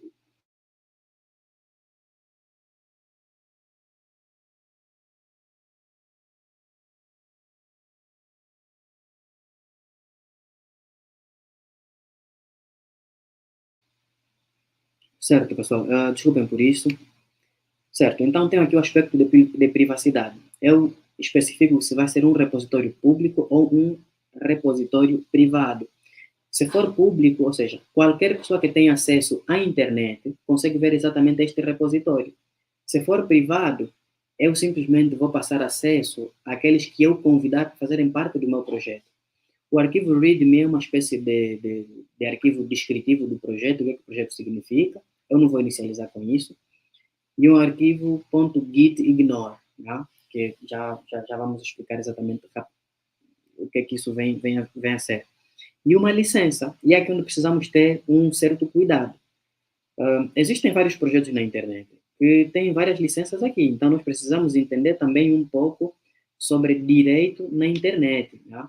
É aqui onde você fala com a tua equipe de advogados qual licença seria mais adequada por conta dos direitos autorais. Se eu falar que isso não tem licença, ou uma dessas licenças que seja talvez aberta ou fechada, então tudo isso vai estar especificado como é que outras pessoas vão poder utilizar o meu código-fonte, se é uma licença aberta ou uma licença fechada. Tá? Então, eu vou deixar assim, sem nenhuma licença, e eu vou criar o repositório. Tá? E prontos. Eu tenho exatamente o nome do meu repositório, Widget Training Day. Epa, pronto, escrevi mal aqui o nome, seção 1, mas pronto, vamos lá. Agora, o que eu preciso é fazer uma conexão entre o meu computador, né, entre o meu repositório, desculpem, entre o meu repositório e o repositório que está lá na internet. E os comandos estão todos aqui, toda a especificação técnica está aqui. Diz o seguinte, olha, se você criou um novo repositório, ou queres criar um novo repositório, né, um repositório que está vazio e queres começar dali, vais começar por passar todos esses comandos aqui, que vais imprimir a primeira mensagem, né, que é o Widget Training Day, para o arquivo README, o arquivo descritivo. Vais passar o git init, já fizemos esse comando quando inicializamos o repositório. O git add é para eu adicionar o arquivo readme, né, aquele arquivo leia-me. E eu passo um git commit para eu fazer o registro, que é o meu commit, e por aí vai. Mas tenho aqui as instruções para um repositório que já existe, ou seja, já criaste um repositório, só precisa fazer essa conexão. Copie esse primeiro código aqui, essa primeira linha, do jeito mesmo que está. Vou acessar a minha linha de comandos e vou colar aqui rapidamente e dou um Enter. Pronto, eu já tenho o meu repositório, entre aspas, aqui conectado. Aqui eu vou dizer que, olha, transforma a ramificação principal como main.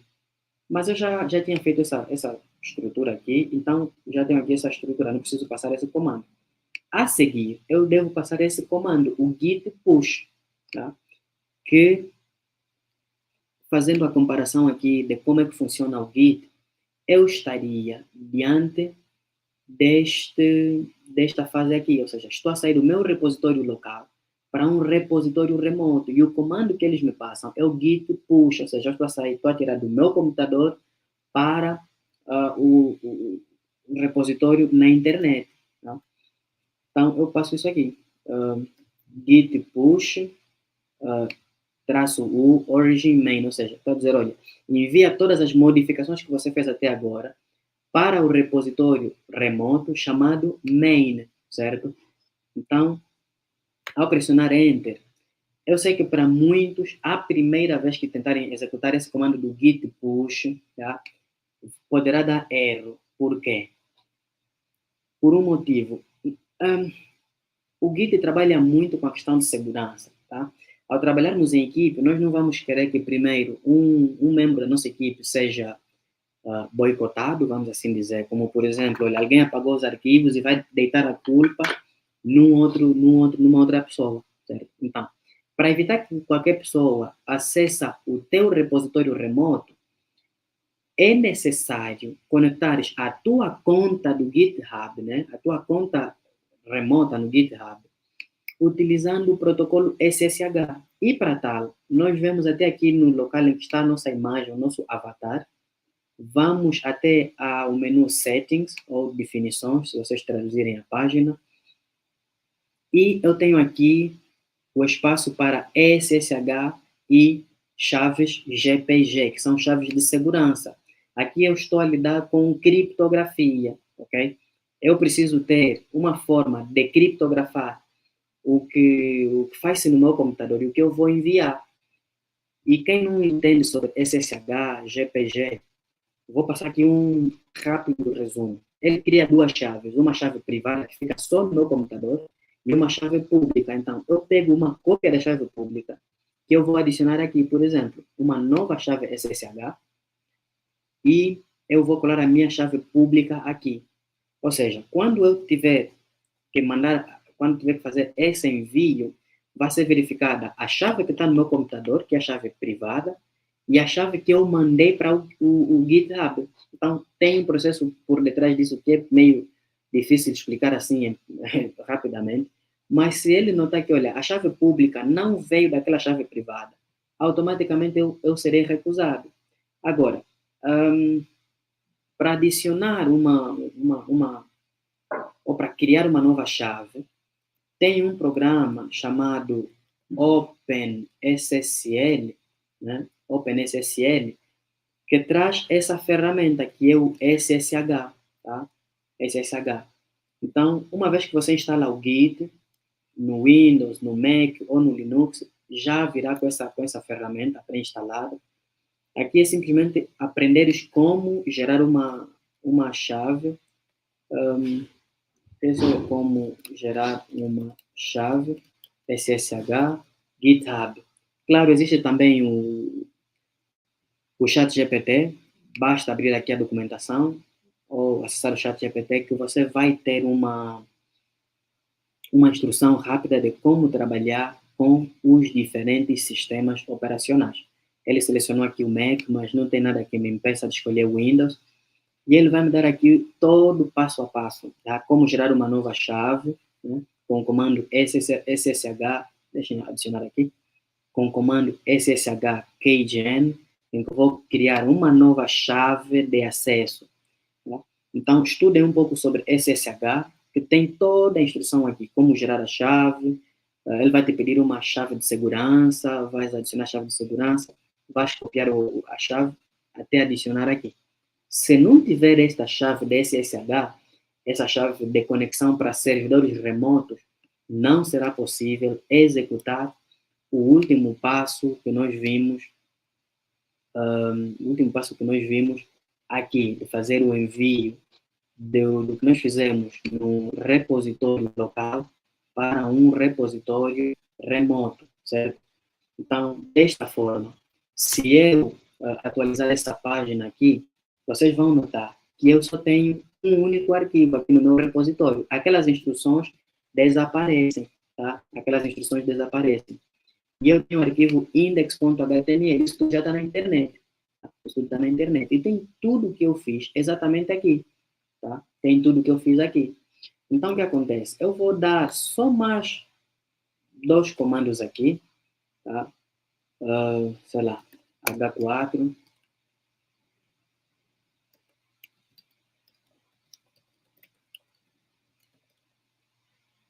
Vamos com mais garra aprender. Git. Gravo o arquivo. Git status para ver o meu arquivo. Quer dizer que eu tenho um arquivo que foi modificado e ainda não foi rastreado. Então, passar aqui um git add. Uma curiosidade aqui. Se eu tenho muitos arquivos que eu preciso registrar ao mesmo tempo, não preciso necessariamente passar aqui, por exemplo, index. Se tivéssemos aqui um arquivo estilos.css, não ia precisar passar todos assim.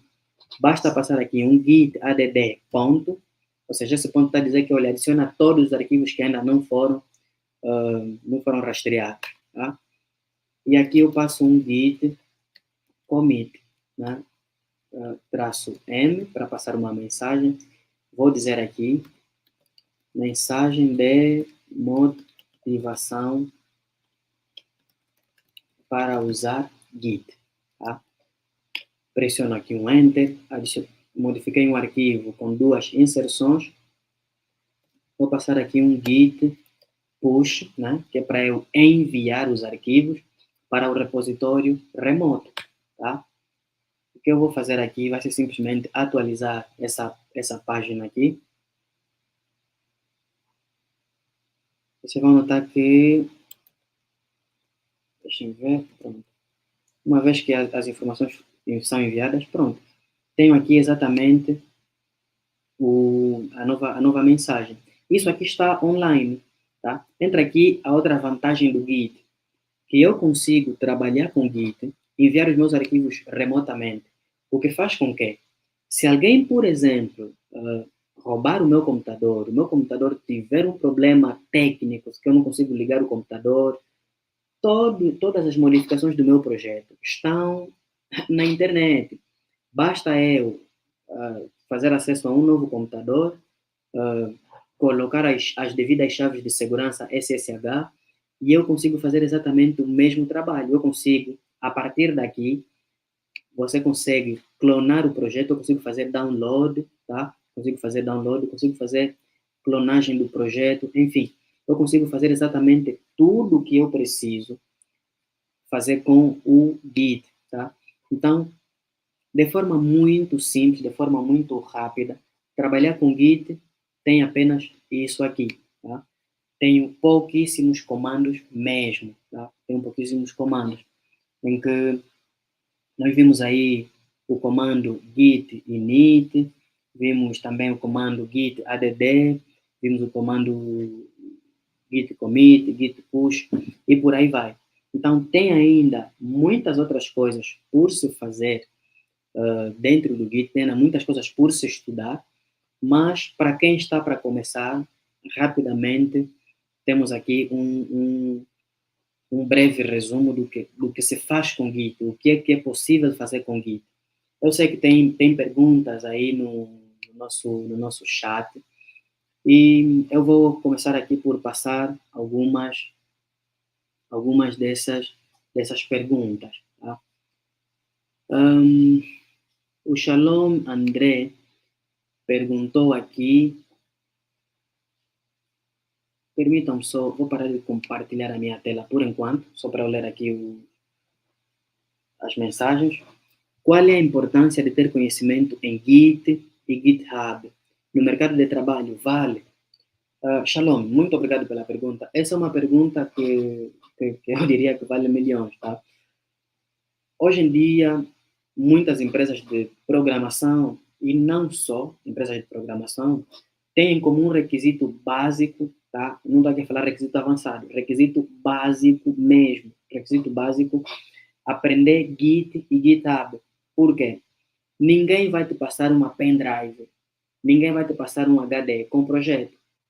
Eles vão simplesmente dar acesso remoto ao repositório, olha, tu vai lá trabalhar e fazes todas as modificações com os comandos que nós mencionamos aqui, tá? Muitos recrutadores encontram bons perfis de programadores a partir do endereço Git, né? Do perfil de cada programador. Hoje em dia, por exemplo, você vai numa empresa de programação, aplicar para uma vaga, basta tu passares, olha, eu tenho experiência ABC, mas para eles efetivarem que você tem mesmo alguma experiência, vão te dar um projeto prático ou irem verificar se tens alguma coisa no GitHub, tá? Então, é sim, tem muita importância. Tem a questão também de trabalhar em regime de colaboração.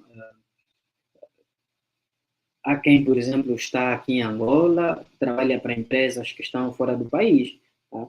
Tem muita gente assim. Muitos de nós, no período da pandemia, trabalhamos para algumas microempresas, para pessoas que estavam em outras partes, dessa forma. Não tem nada que me impeça de trabalhar com Git e até empresas que estão fora do nosso território local, né? Então, o Git é sim muito importante. Eu ia começar a recomendar quem trabalha com programação e não só com programação, aprender o Git, tá? Eu sei que tem alguns aqui que talvez sejam estudantes, sejam professores. Tem uma ferramenta aqui muito boa. de vocês aplicarem no nosso dia a dia, por exemplo. Tá? Quem está a fazer trabalho de fim do curso, está aqui um exemplo. Você fez lá, sei lá, introdução. Registra a introdução e envia lá para o repositório, tá? Fica registrado. E uma vez que você precisa saber, olha, o que eu fiz no dia tal, basta você ir abrir e verificar o que você fez exatamente naquele dia. Tá? O teu repositório fica lá, o teu trabalho do fim do curso fica num local seguro e em caso de algum problema com a sua máquina atual, basta tu recorrer lá, fazer o download e conseguir fazer reparar o teu projeto. Então, é muito importante, sim, ter conhecimento em Git e GitHub. Tá? Tem uma outra pergunta aqui da Berceli Tecnologia. Tá? GitLab difere do GitHub? Não difere, não tem diferença. São apenas soluções alternativas. Tá?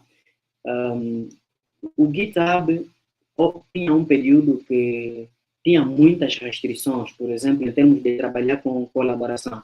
Era necessário tu desprenderes algum valor monetário para trabalhar com outros programadores, ainda que fosse um projeto muito simples, um projeto muito pequeno.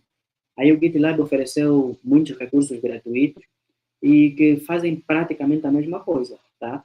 E, olha, não tem nada que te impede de ter 2 repositórios ao mesmo tempo. Podes ter o teu repositório GitHub e o GitLab ao mesmo tempo. Basta tu dares aquele comando git add remote, né, para você adicionar o repositório remoto, tá?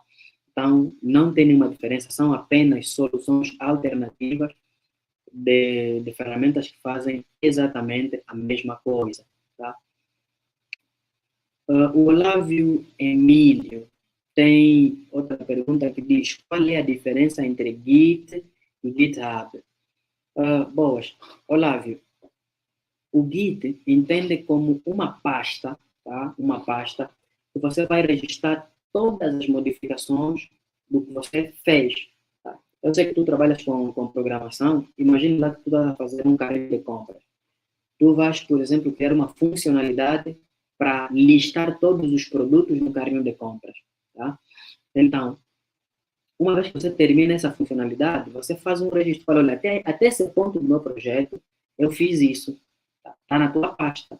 Mas o GitHub é o local em que você vai enviar o teu projeto para ser servido de forma centralizada para os outros, né? Para que você tenha essa distribuição. É necessário que tenha ainda um local centrado para todo mundo fazer a descarga do projeto. Tá? Uma outra pergunta é do Berfeli Tecnologia. De forma resumida, quais os comandos a saber para trabalhar com Git? Manos, já vimos os comandos essenciais. Aqueles ali são os comandos principais, tá? São os comandos fundamentais. O Shalom André está aí do outro lado e eu acredito que, sendo ele um embaixador Microsoft, ele pode testemunhar isso. Mano, exceto se você vai trabalhar com coisas extremamente avançadas, tá? Que vai requerer também estudo mais aprofundado. O Git é apenas mesmo isso que nós vimos. Git add, tá? Pronto. Git init para você inicializar o repositório, Git add ponto para adicionar os repositórios, Git commit, Git push. Tem até um meme aí que diz, antes de você fugir incêndio, faz ainda um Git push, tá vendo? Envia tudo lá no repositório remoto. Então, esses são os comandos principais. Claro, vão vir outros comandos aí mais avançados. Ao trabalharmos com ramificação, por exemplo, os famosos branches, né? Tem outros comandos. Trabalhar com... Queremos ver, por exemplo, diferenciação do que foi feito de um commit para o outro. Tem o famoso git diff, né? Que são comandos... Pronto, são comandos um pouco, não vou dizer avançados, são pouco usados, né? Há pouca gente que quer saber o que foi feito de um commit para o outro. Tem, por exemplo, o git revert, né, para reverter alterações. Enfim, tem muitos outros comandos, mas os essenciais são esses que eu mencionei: git init, git add, git commit, git push. Claro, não se esqueça o git pull, para você puxar as alterações, tá? Fazer download de alterações do repositório central. Tá? Ok, tem uma outra uma outra pergunta aqui, que é do Tomás Manuel. Bom, acho que nem é pergunta, mas pronto, vamos lá. GitLab oferece uma solução completa de DevOps com CI/CD, ou seja, integração contínua e entrega contínua, desculpa, integrado, gerenciamento de projeto, rastreamento de problemas e muito mais é uma única plataforma. Certo, é o que eu disse. O GitHub começou com algumas limitações. Essa cena que estás aqui a dizer, por exemplo, com integração com CI, CD, Tomás.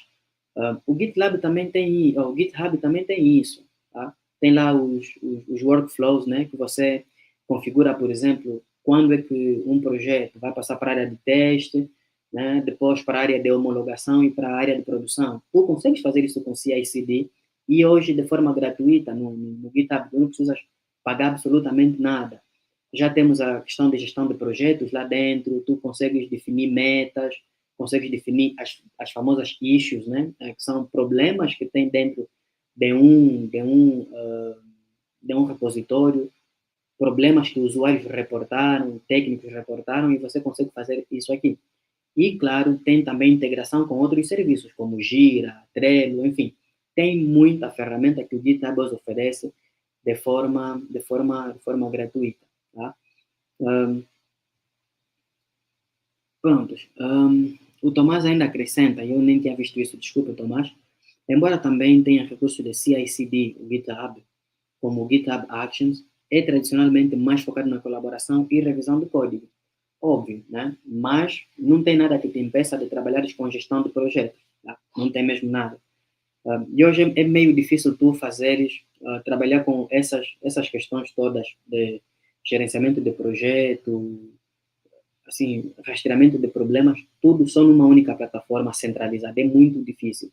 Cara, assim, muito comum, por exemplo, tu teres que trabalhar com ferramentas de terceiro, como Gira, Trello, que eu já mencionei, né, que oferecem muitas formas de você fazer rastreamento, tanto envio, por exemplo, por mensagens, caso alguém reporte um erro, algum bug na plataforma, no teu projeto, tu recebes uma notificação, seja via Telegram, enfim, tem várias formas de trabalhar com o GitHub nessa questão de gestão de projetos e tudo mais.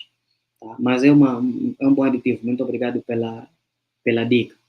Tá? Isaac Ferreira, grande Saldanha, boa noite, meu cota. Boa noite, Balduino Fernando. Tendo em conta que já tenha instalado o GitHub Desktop, há necessidade de aprender os comandos Git, sendo que posso realizar as mesmas tarefas de forma gráfica? Pronto, eu vou aqui nessa questão de mais preferência, né? Aquilo que você se sente mais confortável, do que exatamente obrigatoriedade. Mas, se você quer aprender a gênese da coisa, ir para ferramentas gráficas acabam sendo um pouco, pronto, cortar o caminho, né? Vamos assim dizer, é procurar um atalho. Mas não é nada obrigatório, tá? Tu consegues trabalhar de forma gráfica usando o GitHub Desktop. Quem trabalha com VS Code também, hoje tem a questão de trabalhar com o próprio Git, né, versionamento de código dentro do próprio VS Code. O Sublime tem lá o Sublime Merge, que infelizmente é pago, mas é possível trabalhar sim com ferramentas gráficas. Mas eu, Balduino, prefiro que a pessoa aprenda esses comandos básicos, esse fluxo básico, usando a linha de comandos, né, usando o CMD, que é o famoso CMD, e só quando se sentir mais confortável com esses comandos, entender exatamente o que é que cada um desses faz, e trabalhar com ferramentas gráficas, tá? Então, de uma forma muito simples, era isso que nós tínhamos por apresentar aqui no Widget Training Day. E se alguém tiver mais alguma outra coisinha por acrescentar, esteja à vontade, enquanto vou passar para a fase de anúncios, tá? O Shalom, antes dele sair, disse que tínhamos aqui alguns anúncios. Pessoal, simples. Primeiro anúncio é mesmo sobre essa live de GitHub. Existem muitas coisas ainda por se aprender, tá? Como, por exemplo, ramificações, os famosos branches, né? Trabalhar com tags, por exemplo, você quer trabalhar com diferentes, como é que eu diria? Você quer fazer publicação de diferentes versões da tua aplicação, tá? Setup, sei lá, versão 1, 1.2, tags é uma coisa importante a trabalhar. Também aprendam aí o Rebase, que é uma forma muito simples de trabalhar em regime de colaboração com outros desenvolvedores, entender o que é um fork, não uma bifurcação, pronto, o que é um fork? Uma cópia do projeto, o que é um pull request, uma PR, como se diz, como é que se faz resolução de conflitos, são coisas que vão fazer parte do vosso dia a dia e seria muito bom aprenderem. Novidades aqui sobre as nossas páginas aqui, é o segundo anúncio que eu queria fazer hoje.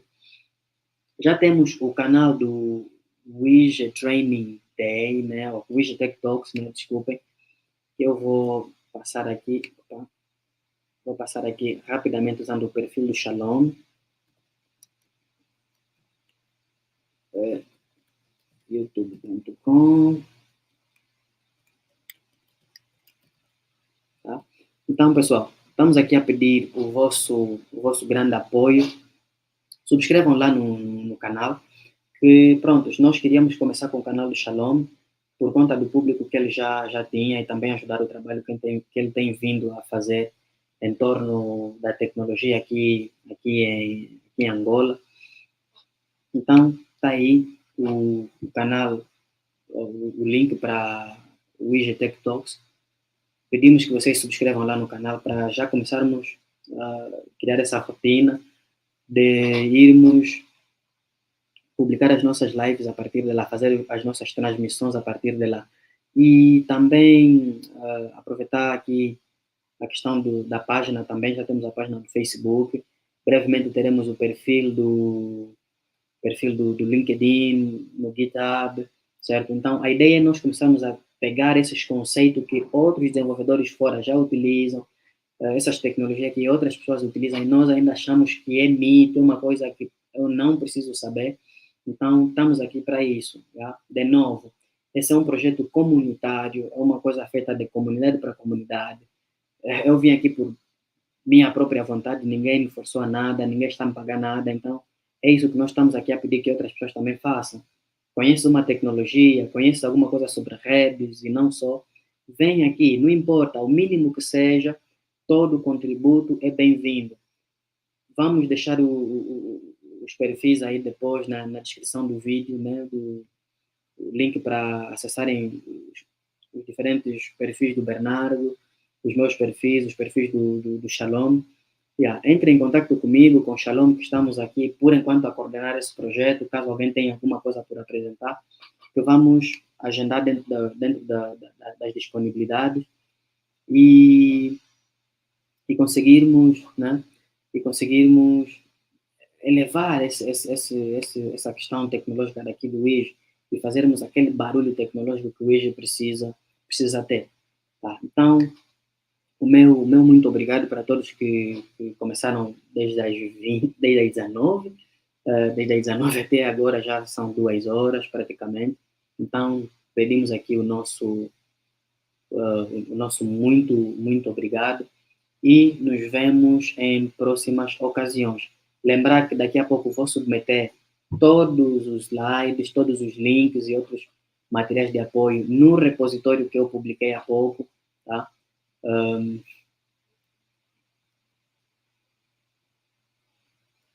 Pronto, temos aqui